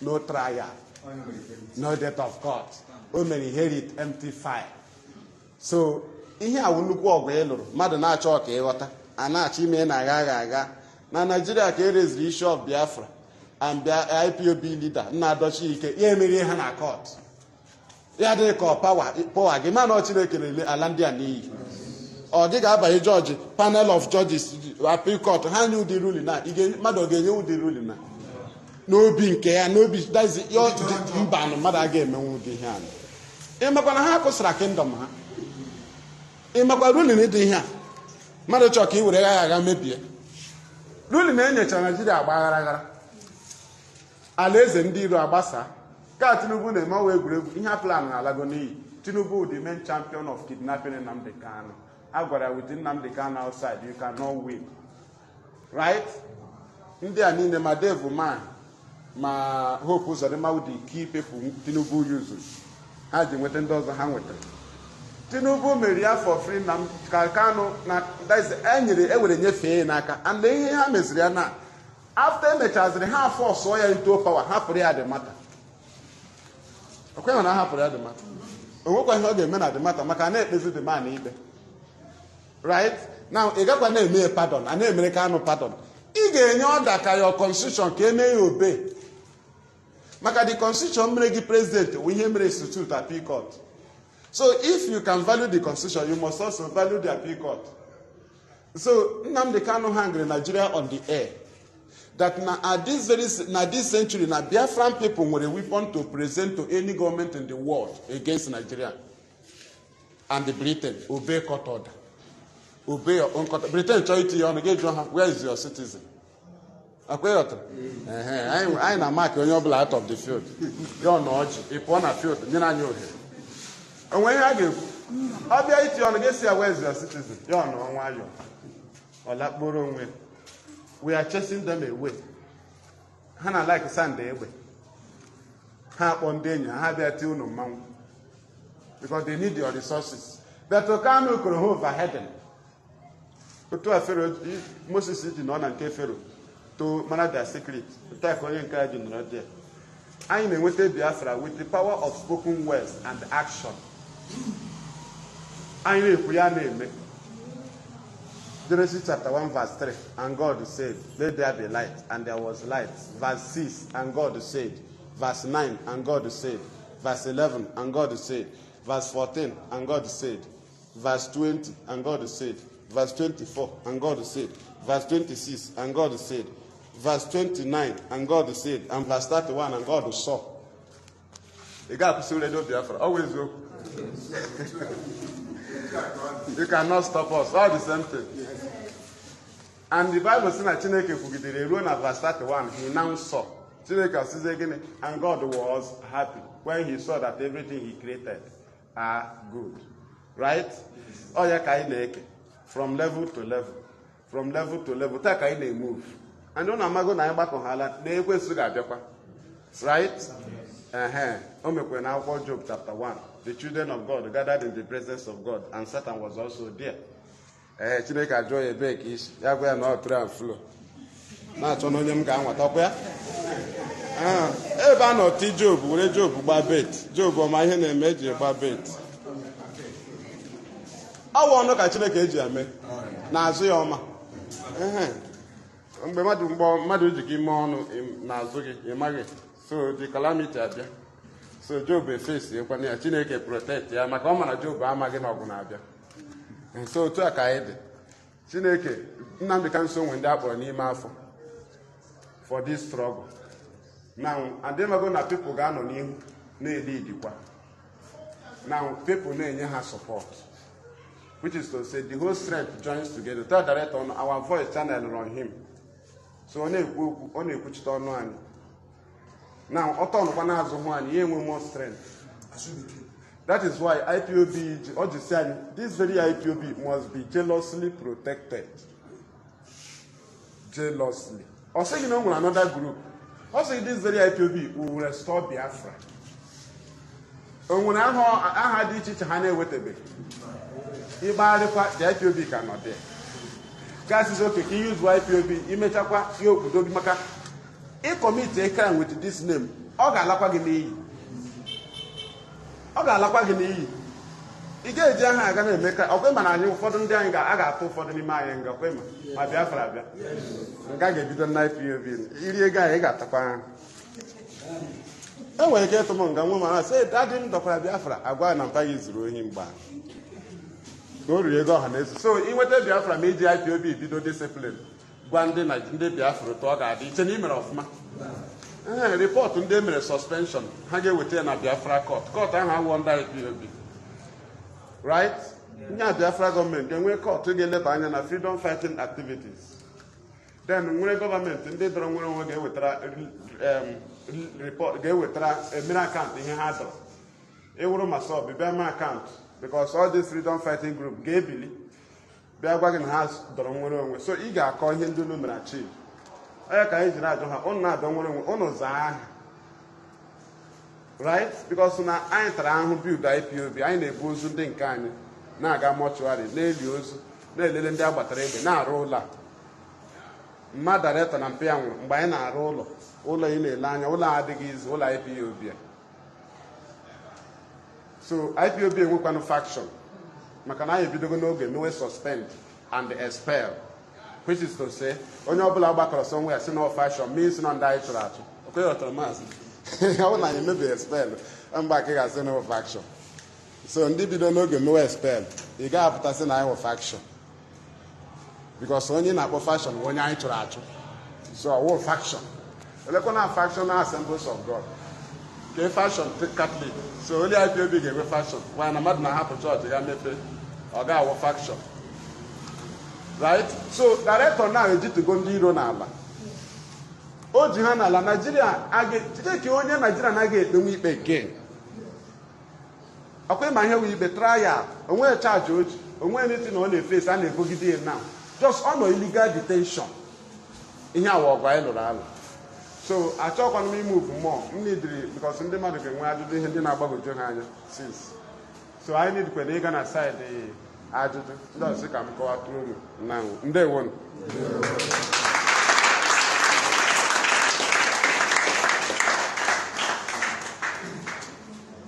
thank you ndị mmadụ na watch all over the world unu ma anyị nọ live our people are watching so anyị chọrọ ndị nwere question n'ihe na-agbagoju anya ịma na anyị nọ n'oge ahụhụ oge ihe mgbu anyị and ndị dọrọ nwere onwe hụtụkwara ihe mgbu ụmụ Israel nwekwara ihe mgbu kama ihe m laikiri n'oge nke anyị na-enweghị Aaron na IPOB leadership nke ọ ga-awa ife ọzọ ya mee ga ala ka ikpere chi ọzọ ya eme ga ala enweghị ebe ahụ ịchọ imere onwe gị chi ọzọ jiri aka gị gawa enweghị onye Aaron nọ na DOS ka ọ ga-awesị nna hapụ na anyị ka ha kpara chi ọzọ ya ọsọ gị ga-akpewe ọ ga kpere onwe gị chi ọzọ ma ị chọọ ikpe oge maazị ndewo sa ndewo nna m ukwu obi dị anyị ụtọ thank you sir fat ịgbakwula anyị mo dị mọ ewu ihe ewu eji na-ejighị eji ozi ajụjụ m you make mention of na Nigerian government issue Mazi okay if guys are not taken mba mgbe ahụ anyị alụchala ọgụ ahụ mgbe ha gbara ụdị ọnya ahụ anyị akpazie dị ọnya mba ka ha na-aga ka ha agaala ihe director need na after all ụmụahịa Federal High Court nyere verdict na 26th of October 2022 extraordinary rendition say that Nnamdi Kanu o discharge Nnamdi Kanu then new order can return back to Kenya.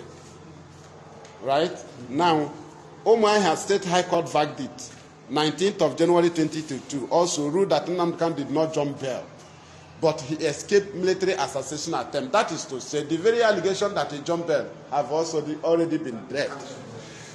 Also, akega na ikila icha eruzie n'ihu na yokuga ahead eruzie n'ihu enwe ba IPOB ga-eruzi ịchọ asị ga-elu ọkwa ịhụrụ onwe ndị a mere gị na ọkwa ya maka na anyị across go from level to level tele anyị erute n'ihu ndị ụwa ajụzie Nigeria ka ezi ihe ọzọ ọ ebe a nke anyị na-aga mgbe ahụ na esizie na anyị aga ala iguzi anyị niile ya ọkara anyị mma na igbuchara anyị mgbe ahụ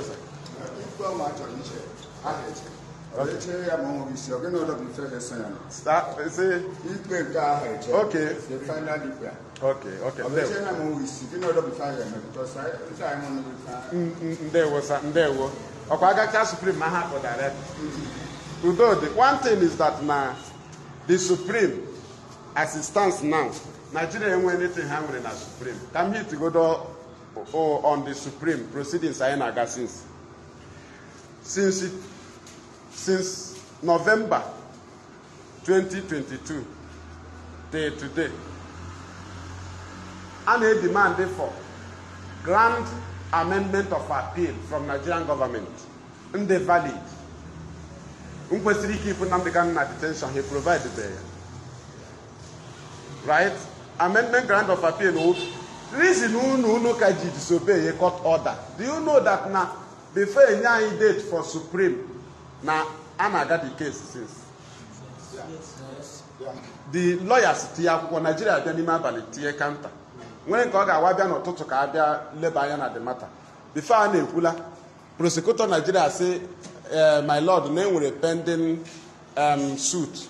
No, before this honorable court. He may pay the suit. The same thing now on Lebayan, Opuho de Kurenanka. Here I call the next week. Here I call the Dekoya, on anything presentation. I'm in a court. Now, if they said rule against Nnamdi Kanu, Matakwa na a discharge go Nnamdi Kanu 2 times. They can go through before, right? Now, that reason we hear many Gwande Madna. Power is to sympathize in Nnamdi Kanu. That is your duty is to sympathize in Nnamdi Kanu. Then now freedom of Nnamdi Kanu as a freedom fighter, we're in the connect and non dank IPOB in a meet. Okay, Otra. Now IPOB and press release this morning. Basra Supreme Court. ha ala to go the world, right? Ka ha kpọọ the attention of the Supreme Court, ka ha hear from Nnamdi Kanu, ka mara ihe a na-ekwu. Ihe awụ proceedings for self-determination. And then go na leadership a ga-agwa gị ebe niile ehuru. Because na director dị ndụ nwere ndị ozi na-abịa na tebụl Nigeria. O nwere countries na-eweta ozi. Ndị na-ahụ maka nnwere onwe, director a na-abịa president. Right? Kesi anaghị echefu ya. Onwe onye etito toro ihe na-ehi ụra normal. Okwe yọtara, ị ga-asị mba atito toro m. Onwe onye akwụrụ drip na-atọ na enyi ha. Ịma na Nigeria nọ drip. Case of Nnamdi Kanu need to release ya ka ọ gawa. So ihe Nigeria na-ekwu since the case is still in court. The case is still in court. Ha bịazie were election gba ọnya. Anyị akpazie election ọnya. Ha bịazie say okay. Let them come up with propaganda. And IPOB want to deploy IPOB ESN to Lagos. Anyị egbuo nke ahụ. Ha bịa warn anyị. IPOB, we are cautioning you. Nigerian Army cautioned us against certain what is it called? Disturbing the inauguration of Tinubu. When he was in the inauguration. To tell you that now their plan, our duty we pass here now, they actually changed the director before. In the Wagner Supreme Agent to win. Okay, man, it's a high terrorist organization in the world. Okay, man, now any government in the world, they are offering Nnamdi Kanu, has a hand on a list of terrorist organization. And when any country get free a terrorist. The duty of IPOB is to mention Nnamdi Kanu AUG terrorists and to mention IPOB and the criminality of these people. Hence, I say for our leader, save IPOB from that. Nnamdi Kanu must be released. Right? So, I want a Supreme Court to happen with another option. Because when they are home, I can just kind of talk about Nigeria. Mgbe ha jụziri ndị ahụ na-ahụ maka ndị mmadụ enwego nwere onwe ọ ndị mmadụ nyere anyị chata anyị dị na-atọ nwere onwe ha agakwa na-azago oku mgbe ị na-eti mkpu maka ọ ya mere self determination nke ha na-azụ ọsịsọ ụnụ na-agba egbe maka ha ga-enwe gain kwe mana ha na-enwe gain na nke anyị na-adọ ha na-enwe ya gain ha na-efil adamant because onwe ọgụ ị nọ n'ọgụ ha ewere akpụ gị nye gị AK-47 ndị ka ọzọ ewere pọpọ gị nye gị GPNG ndị ka ọzọ abịa were ede gị nyezie gị rocket launcher right mgbe ị ga-adọcha nwere onwe ị ga-enwezi egbe ị ga-enwezi ede ị ga-enwezi pọpọ ị ga-enwezi plantain ụfọdụ asị na ha dị charge of school ọbụla ga-arụ na your country ha sọpọtọ gị lụọ ọgụ ịlụcha ọgụ ụnụ anọrọ na-akwụ ụgwọ skuul nke onye na-anwụ anwụ bikọs ọnwụ unu nwe skuul nọ na ya country onye nọ na arm struggle but nke anyị na-adọ ha na-enwe ya gain ihe anyị na-enwewe ezigbo enyi right so na Nigeria egbughị director ha atụghị ya nga ọ bụ na ebe ike si na-adị so ihe anyị na-eme ihe igosi the world na anyị kwụ ya n'azụ and they need ya ọ ga na-adọ Biafra anyị ga-egosi ya na anyị kwụ ya n'azụ right ọ ya ka IPOB leadership played mgbe ọ na-aga court people amaghị maka inwe case na station ụmụnna gị die mmadụ ka ọ bịa lete gị ya wụ na ị na-ekpe chọọchị ndị chọọchị die mmadụ ka a bịa lete gị ya wụ na ị na-eme biznes ndị line unu die mmadụ case gị adịwala resolve now mgbe traditional rulers and the religious leaders nsị na ha chọrọ ịga for free Nnamdi Kanu through political solution they go to IPOB ọkwa ya IPOB si ya ha gawa with the political solution anyị nyere ha free Nnamdi Kanu unconditionally and give us day for Biafra referendum or political solution. Or political solution. Yes.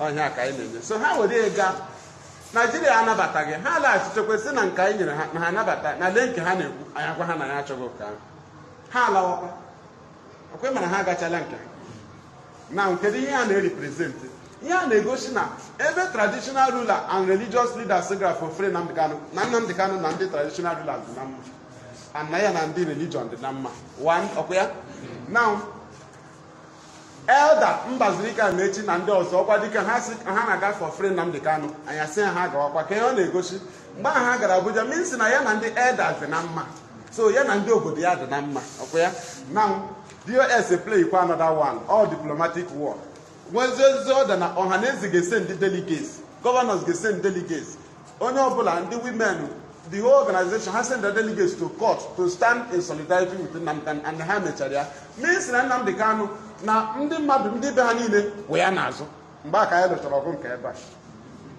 ọ ndị ọcha ka a na-egosi ya mgbe ịma ha na-abụ ọgụ ndị mmadụ amaghị ọgụ agbagotere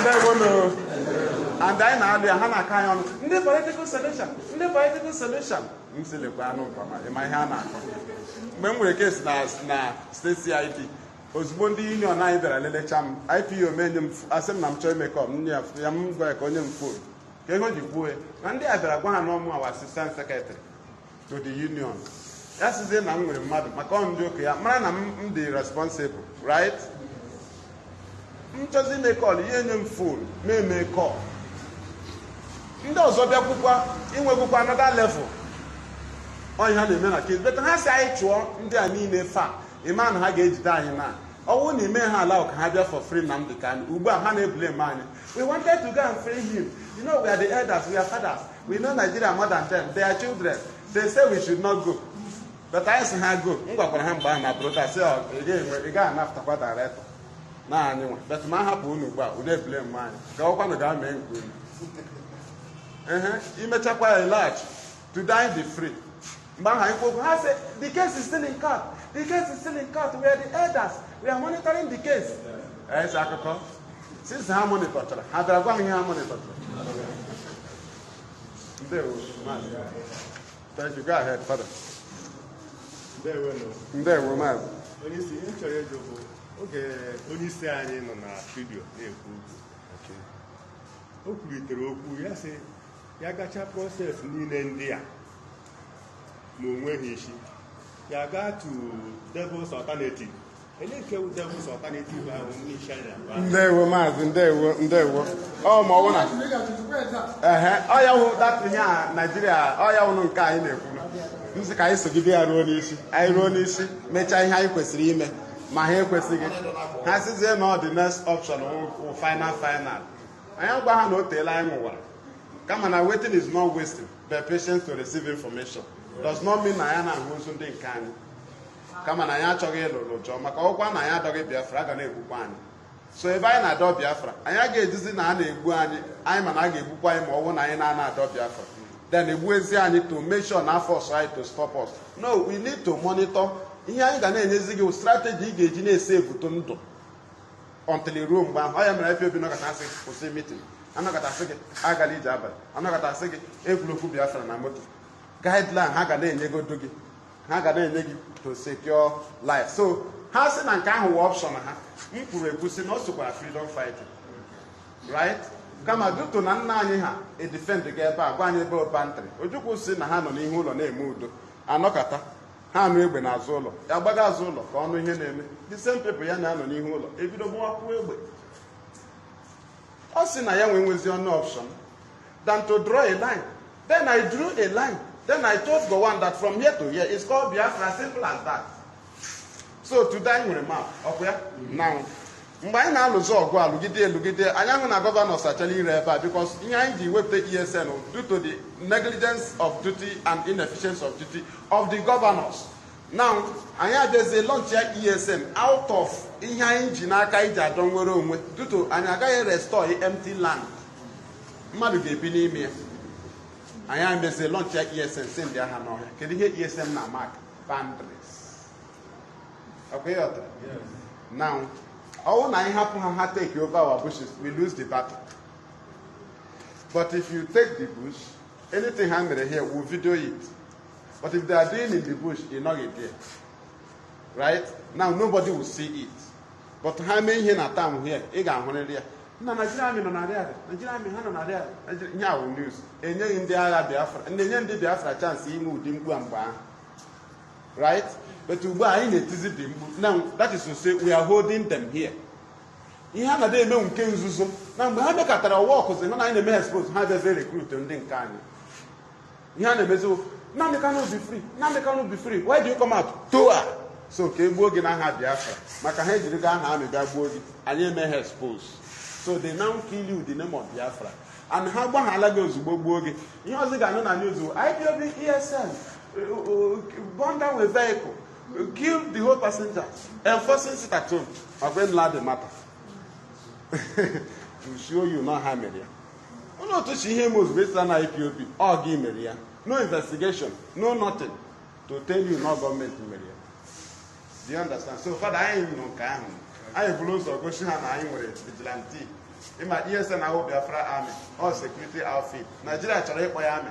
Boy IPOB arms wing. Ashi. That was in the whole Biafra army. The whole world will have. Everybody will shake. They have never seen such army before. So all young people they misunderstand. How do you have ESN or Biafra army? No. Also the day we will unveil our army, that very day our boundaries must be protected. And the all those who also at that same minute,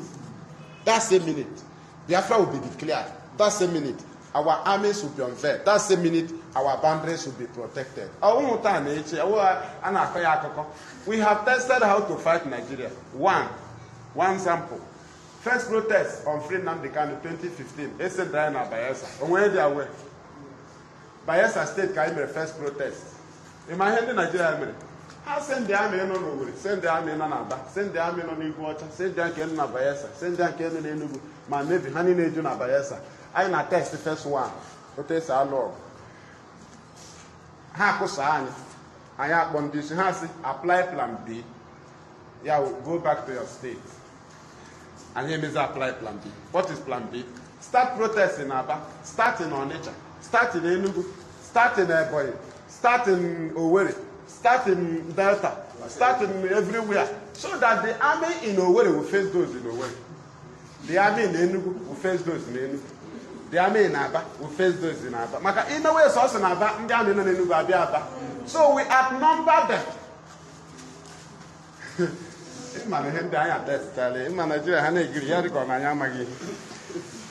Oh, now we have a problem now, but here is different states. KB state, Port Army, Porter from Nasarawa, Porter, Iotra, Hana Bio, Lydia Bomad. But when I in no trouble the whole state at the same time, I'm against. I'm against. Makibi dog, I'm a kewa. I'm a kewa. I am a Ryan Arasis. You make a sure that error ruin. So that's the no Yola Manayana one. Bobulos, Heke, one army Haggis this, or Yamiri with the one in a man Niger, Makaba, another Nigeria. Him and him business with the Buari, Bachankatanin, and which are resources, Rochahin in the Haro, roll it away to Niger, raw Crota to Niger, raw refinery Abahu, Bacha business, Bachaya with the other president, and then Cardana Cosa. So Tinubu has found my return against Chinaka and Abia. Tinubu don't wear a leg on the game Honaka. No way. Onyami ano chela within Dutch sponsor. India need to come to a Dutch sponsor Onyami. You get to come anyhow, Hamapa. Right? How many guys look at them over through? My country now, when the country sponsor. So give another way, give it back. My country, I not have sponsor. I'm not have a Yano chic. And the bank will actually were base. And when they get base, they have to take off to other African countries. Like a haggy very base. So here I need leadership of Makoya. Country in the Kwesiri Bank with. I ain't Hana Bakan Kata. I ain't at a bank Hakuso, the Ango Kai fees here. Right? I use answer somewhere. Use COVID-19 of where. And when I know my couple that try to be my use. Why use it? Couple email weapon. You know, go Israel or Pasango, couple Americans may use that or weapon. A couple I meet you all, I think any player involved, or one go by the way. I meet the point. You see, may you too. I have to do me. Hana John, you know, where is their weapon? They are running a car or a Buago Hanga and Lucy, when I got a payment I gave. But then I go to Israel to make a kitchen or this eager. You gave it, now go in the Rana, go it. So I have instruction IPOB on a Dogana. Macano, wait him out of Plan, not you. You know that one had the negative to you, but they may try your work. due to directors, even if Chukwu Abiyama have not approved it, immediately it is announced on Radio Biafra. It will be signed by heaven. Simple. Again, I the former the Yagala Apple and Apple sit at home, I got sorry in that. So that is it. Question. Ndị anabago jan ịma m na-akpa m na-ekwu okwu asara m ọtụtụ question. Okay, I can make an image question. They will not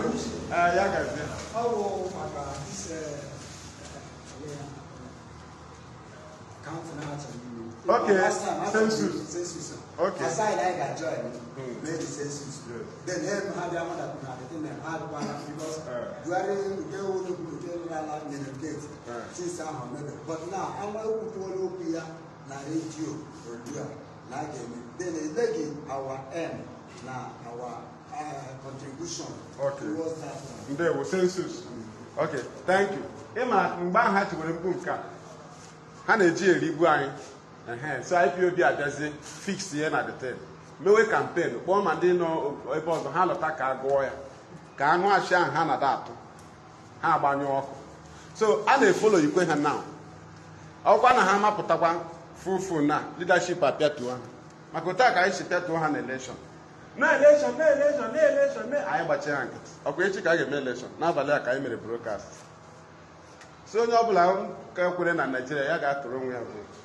But I know why IPOB. One high to Nigeria. Right? Yes. Okay, what I hear not there. Osbo, I'm a here. I am Rasa APC. Rasa INEC. INEC able no be regulation. How regulation in the open? Rigging of election owner. IPOB called for sit at home. There was no election in the East. So P2B have 99% to become president, but IPOB stopped him. By then, IPOB, I was in Subu. Community leaders in the Nigerian federal government gave order. The whole traditional ruler, hand order, and I tell you IPOB any community. Achopunu. Biafrans no one hand the bone support of P2B. Jack and Danolo or Quashara Gungungu. They are well. I got two IPOB. One, P2B as a court. Tinubu is free. That was the plan. Plan on again in no election. Pass at Tinubu. Hence, I'm not to give votes. Tinubu pass it. Because, hey, INEC has a plan. P2B would have been president. He was in INEC has support P2B. They will now organize protests, violent protests in the whole Nigeria. They're going to protest that now against IPOB for what they did against the will of Nigeria. The whole Nigeria supported Igbo man, both Hausa, both Yoruba, to become president. And the Igbo, they said no, IPOB said no. We don't want free Nnamdi Kanu again. The man that would have free Nnamdi Kanu, they don't want him to be president. Okay, man, not the plan.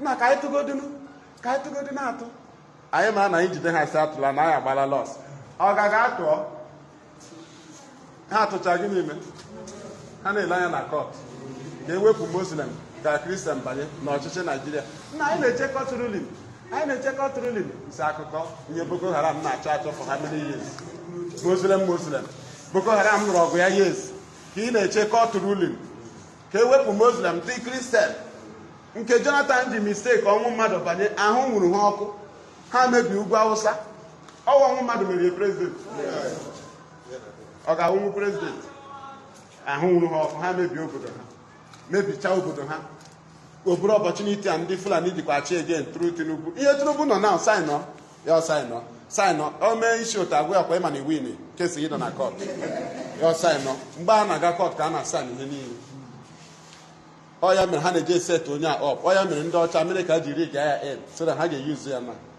ọwụ na o win election they can control him arị ga ahịa end na use gị ichi ime ikpe asị gị ọkwa ịma na inwe drug case na America bụ ịma Tinubu asụla asị ya ngwa mee ihe a send the army Niger akwa ihe ọtara ọ ihe a ka ndị ọcha na like ya na ọkwa ihe Britain gwara Fulani reg the person in so that you can use him any governor arịgri in they can control you. Ndị win election ha na-agbagharị ndị niile win election ha nye ha ọda ha sị ha mba but ndị ha rege in enye ha sị gị na ya onye omewe emepe ike Fulani apata so ihe nọ na ya ndewo ka nwere ka anyị na ndọ thank you come now our people address before come hand over ndewo no mo Chineke we are rounding up here from our today's IPOB outdoor awareness evangelism on free Nnamdi Kanu. As IPOB insists that court order should be obeyed, must be obeyed, because it wasn't easy. It is a hard, that is, what should I call it? Hard trick goal. It didn't come easy. Madam Mrs. Ejezie, Mama Biafra was kidnapped in Abuja. Many was arrested. We suffered, transported to Abuja. Our leader was tortured. So many things happened. Our lawyers was locked outside the court. So many intimidation, both Nigerian forces around the court premises, and we insisted and stood in solidarity with Nnamdi Kanu, and today we have achieved it. They must obey their own court order, and that is my submission from here. I remain the fearless IPOB evangelist Mazi Maratunwachuku. Thank you, Mochineke, from me. From here, it is good evening. Thank you.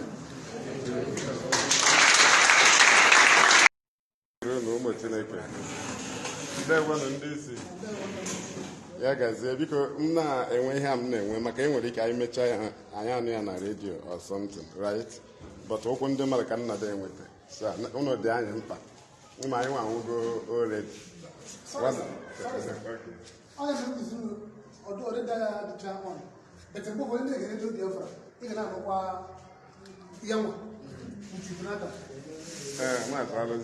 Ndewo ọmụ Mazi Maratunwachuku, fearless IPOB evangelist. I am from Ndiabo. Ndiabo is in Aniri. Aniri is a local government in Oji River province, Biafra land. I am a homeland broadcaster under IPOB. Nnamdi Kanu is our leader, and he is still incarcerated in DSS solitary confinement, illegally detained, because stay of execution her rule on is illegal. And I eme on criminal charges. And I eme so Nigeria failed here. And down here but also. That's why they told Gowon to go and kill us, because nobody wants to arrest Uju. If you arrest him and take him to the court, he will bring out a pre-accord agreement. So this time around it was to kill Nnamdi Kanu, because the first one was to jail him. That one failed. Because in 2015, December 20th, Honorable Justice Ademola of the Federal High Court Abuja discharged Mazi Nnamdi Kanu unconditionally, and DSS rearrested him immediately without any detention or rearresting warrant again from a different court. That is to say, or was to say that Nnamdi Kanu, there was no valid detention warrant. Haji continued detained from 2016, because immediately the judge discharged him unconditionally. The judge got signed that warrant, right? The court clerk gave the pronouncement of the judge, that is to say, discharged, right? And the argument will get to the office of the judge. The judge is so stamp sign automatically the warrant and go. That warrant, because he had detained the warrant. He had now. That thing, he will keep a jailbreak. That warrant cannot. The warrant he had detained the warrant. But Nnamdi Kanu was discharged. Judge assigned lawyer. Go to the court of Justice Justice John Soho, 2016. Right? Again, John Soho. John Soho had charged 8-year secret trial. Then, director said no to secret trial. And John Soho ended up discharging Nnamdi Kanu unconditionally again, another court. Now, which warrant Kahana assigned in here? Is it the same warrant that Justice Ademola discharged? Kebuga to the court of Justice John Soho. Because Britain na agbara ọgụ ọsọ ihe nna gosi unu na ha achọghị ya 67 no ya ka eji gbuo anyị. Ha achọghị ka anyị na ha nwee ikpe. You can't win us. You cannot win us ma anyị na gị nwee case. They have been running away from it. Agacha abụrịga na lọta instead ha ga-eme implement ihe ekwu. Ha na-achọ for the next one ha si na ha ekweghị. Britain si ha ga-agbuo anyị. or what they say me. Actually, they said we was even expecting arrest, right? So, but he made here because actually intimidation. Imo Juku arrest, a web to accord agreement, and people will look into it. So they need to shut us up. Shut us up. Buwani, ekwela ka anolu ha, buwe ha. Amana Chineke ga-ahazi anyị this time around. Anyị tụrụ n'ime ahụhụ. Ọ ya mere condition niile na March anyị. After 1970, anyị 20 pounds. Condition ọ bụla iwetara dị anyị mma. Isiziri ego, anyị na gị ga-alụ ya, gị nwa ga-ata ahụhụ. Ọwụ ha anyị nwa, anyị ga na-etikwa mkpu. Chineke na-anọnyere anyị because inwe such people after the genocide. Ọwụghị ihe mmadụ kwesịrị, ọwụghị ihe ị ga-abịa chewe maka ya because ọ Chineke mere ya. Ekwesịghị inwe mmadụ. Anyị nọ all over the world. So the conclusion is to desolate our land. So ị na-ahụ ihe anyị mere achieve, ịhụ their anger by ị na-ahụ ngwaahịa anyị na markets I build upon demolition. Ha nọkata iwe ewuwe ha, legodo nke na-ewe ndị Yoruba na nwanne ha nwoke nyere anyị 20 pounds. Ha may implement abandoned property. After ihe niile, the same land of Yoruba, anyị asụchala almost. But I will win 20 pounds. Ha na-emezi anyị envy because their plan on anyị ga-anwụcha. So let us move on the case of Nnamdi Kanu. So Ademola Justice John Soho freed Nnamdi Kanu. DSS rearrested him. Ọ ka unu mara wait ọgwa anyị na-alụ. Ka happy we made disobedient to court order now. Somebody use all your emotion. Na agwazi na onwezi onye dịzi wicked iche. Ma na onwezi onye dị evil iche. Ka anyị gwa gị na ọgụ a Nigeria bịara second half because nke ọzọ ọ dị ha ka ha agbataghị ya kwa ya. Ha planụ nke ọfụma and ị ga-eme increase ebe a gị mara na Nnamdi Kanu na-enye gị egbe ihe o nyere gị microphone pen and paper ebe a ka ị need is reuse use ya ọfụma Nigeria ebitie gị ha amaghị nke alụ ihe ha ma nke noise and they expected to push us into nke noise anyị shift because they labeled our fathers rebels and you need to clarify it. You need to clear the face of our fathers before our freedom. You must vindicate them by coming with self-determination. Ibia with Egbe, they will tell the world that this is how their father did. They call them rebels. You can't present Biafra without clearing the face of your father. Right? Because I follow to go their name. That is to say, rebel, isn't it? So their children need to vindicate them. That Mahadegefo. Oh, you have self-determination. You don't come with a gun. If you come with a gun, you become useless before the world. Right? And the gun no self-determination. Making with right to self-defense. Okay, Otra. Kami magono yena go shana ebido na yada agbegbe. Awo garu. Okay, Otago. IPOB anyana ebido premature war. We need to draw them out. Kaha water ha na-eme. Maka anya ahụgo no. Owo your design ọsịsọ. My IPOB adare ọka dịkwa gị ọsịsọ. Ụtọ anyị nwere IPOB nwere ịma na ị nwere umbrella. Ị ga-ehold onwe gị ka IPOB lead gị. Onwe onye naghị ya draw freedom fighting before. That is onwe ha anyị ma gbatara freedom fighting. Ọkwa ịma. A na-agụ ya na school ọkwa ya. I need the direction ọkwa eziokwu. Maka ọnwụ na imela freedom fighting before. Ịgwa anyị ndị na-elid yela. Gwa anyị country na-efiri yela. Kwe ma anyị ndị na-ewu novice. Ọkwa Chineke na-edu anyị. Ụmụ Israel ha draw freedom before. Ọkwa nke ahụ first one. But ha na-enweta instruction. Ha na autopilot. Ọkwa ha nwe instruction. Ị ga-enwe direction. Enwe family no without rules. Enwe office no without direction. Ị ga-enwe address. Ụmụ Israel ọ nọ command and control. Ọ Chineke gwa ha gawa ha gawa. Ọgwa ha kwasa ngwongwo ha kwasa ngwongwo ọkwa eziokwu. Ụmụ Israel bụ akwa ha ebegara Moses ọkwa leadership. Moses are content ya Chineke ọwụ ya. Mgbe agwọ na-ata ha ọkwa ha bara Chineke ha move to Moses. Moses akpọ Chukwu ụgwọ ya gbuo agwọ ha ga n'elu oche ọwụ ya. You must take instruction from somebody. After all, Jesus used the command and control. Oji touch and follow. But also Peter swim yes we up where? Jesus oji touch and follow all command and control. Mgbe ọsọ Peter chi achị mma na ọbụ command and control. Peter omegi ya. Ọkwa ya discipleship. Ọkwa hụrụ ndị bịara ekpere ya gịnị mere ochi ọnwụ? Nsị ya nna na eji m mma hapụ ha na ndị a you have betrayed yourself ka m gbuzie.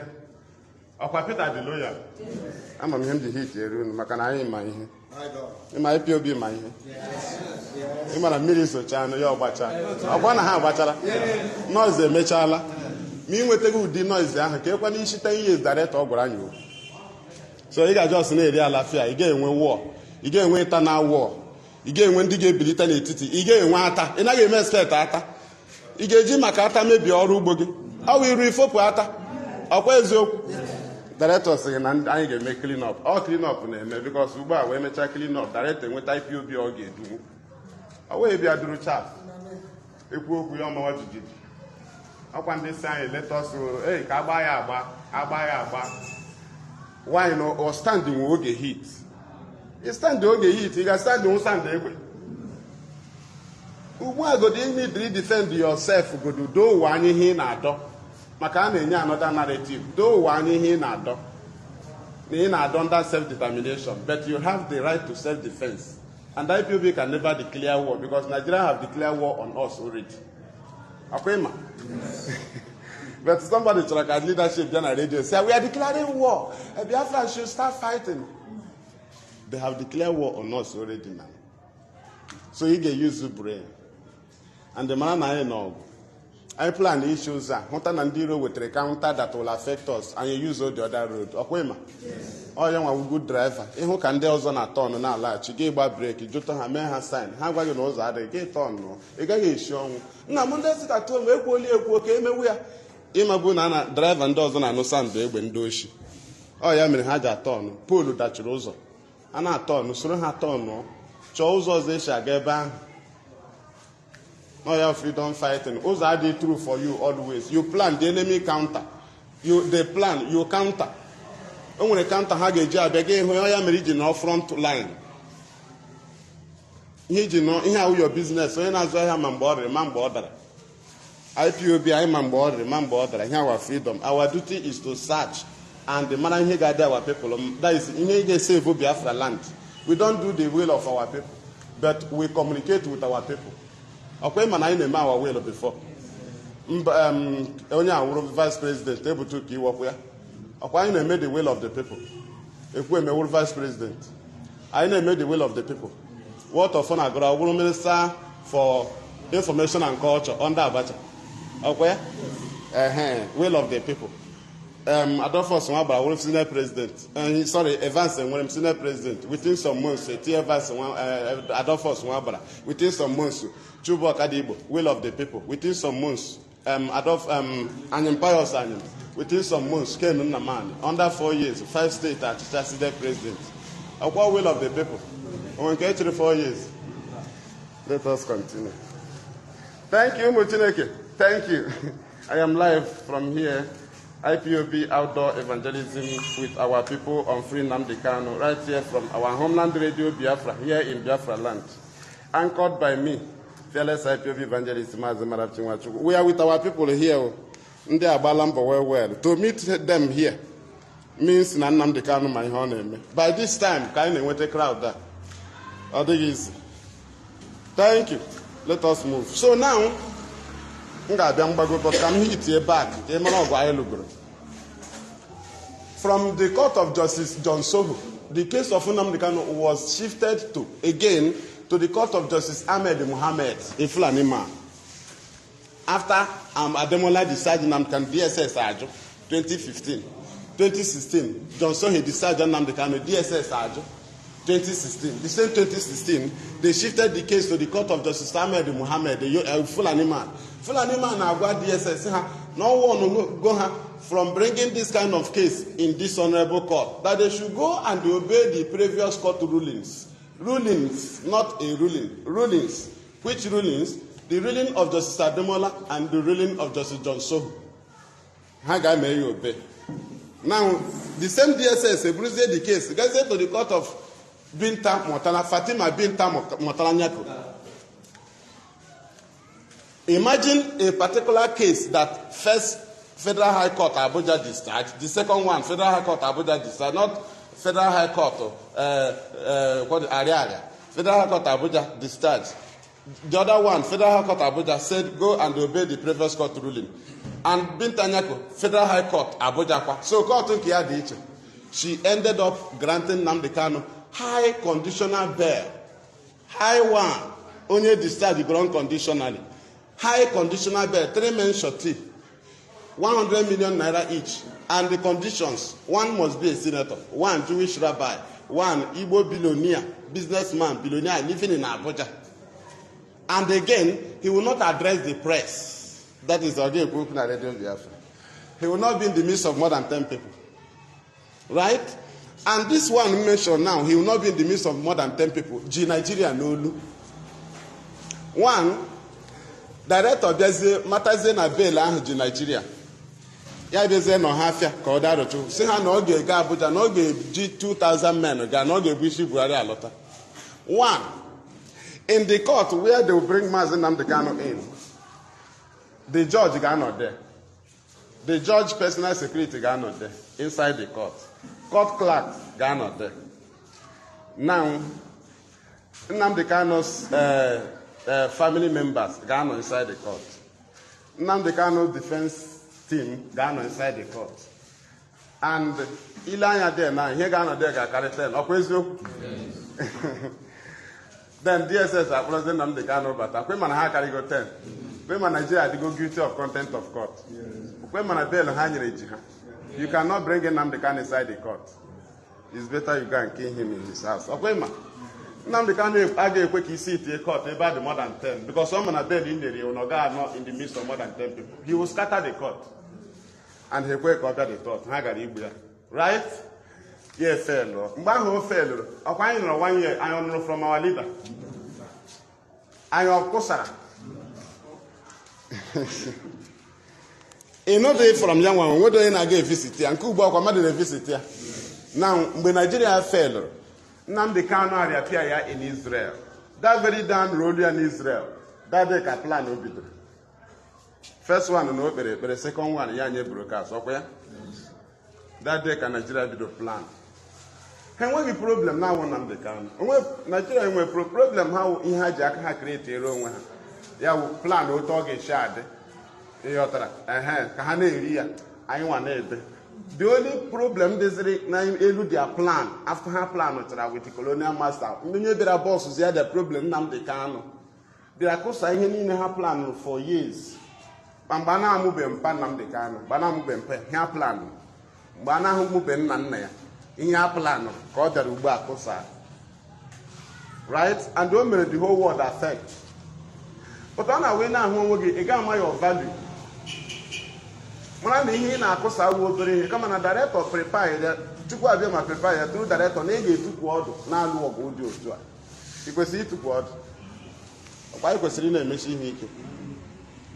But I bear with self-determination. A bit of buani, or what to force us into trouble. I made trouble as he lay and not to their fathership. But Haman know when they get the wood in Africa. That no one did maintain self-determination without it will be able. If my name went to the ever. On your chairman, I went again. Haman won black, he gave one did the black, I name winded. Her name winded. But Nnamdi Kanu make it sure no.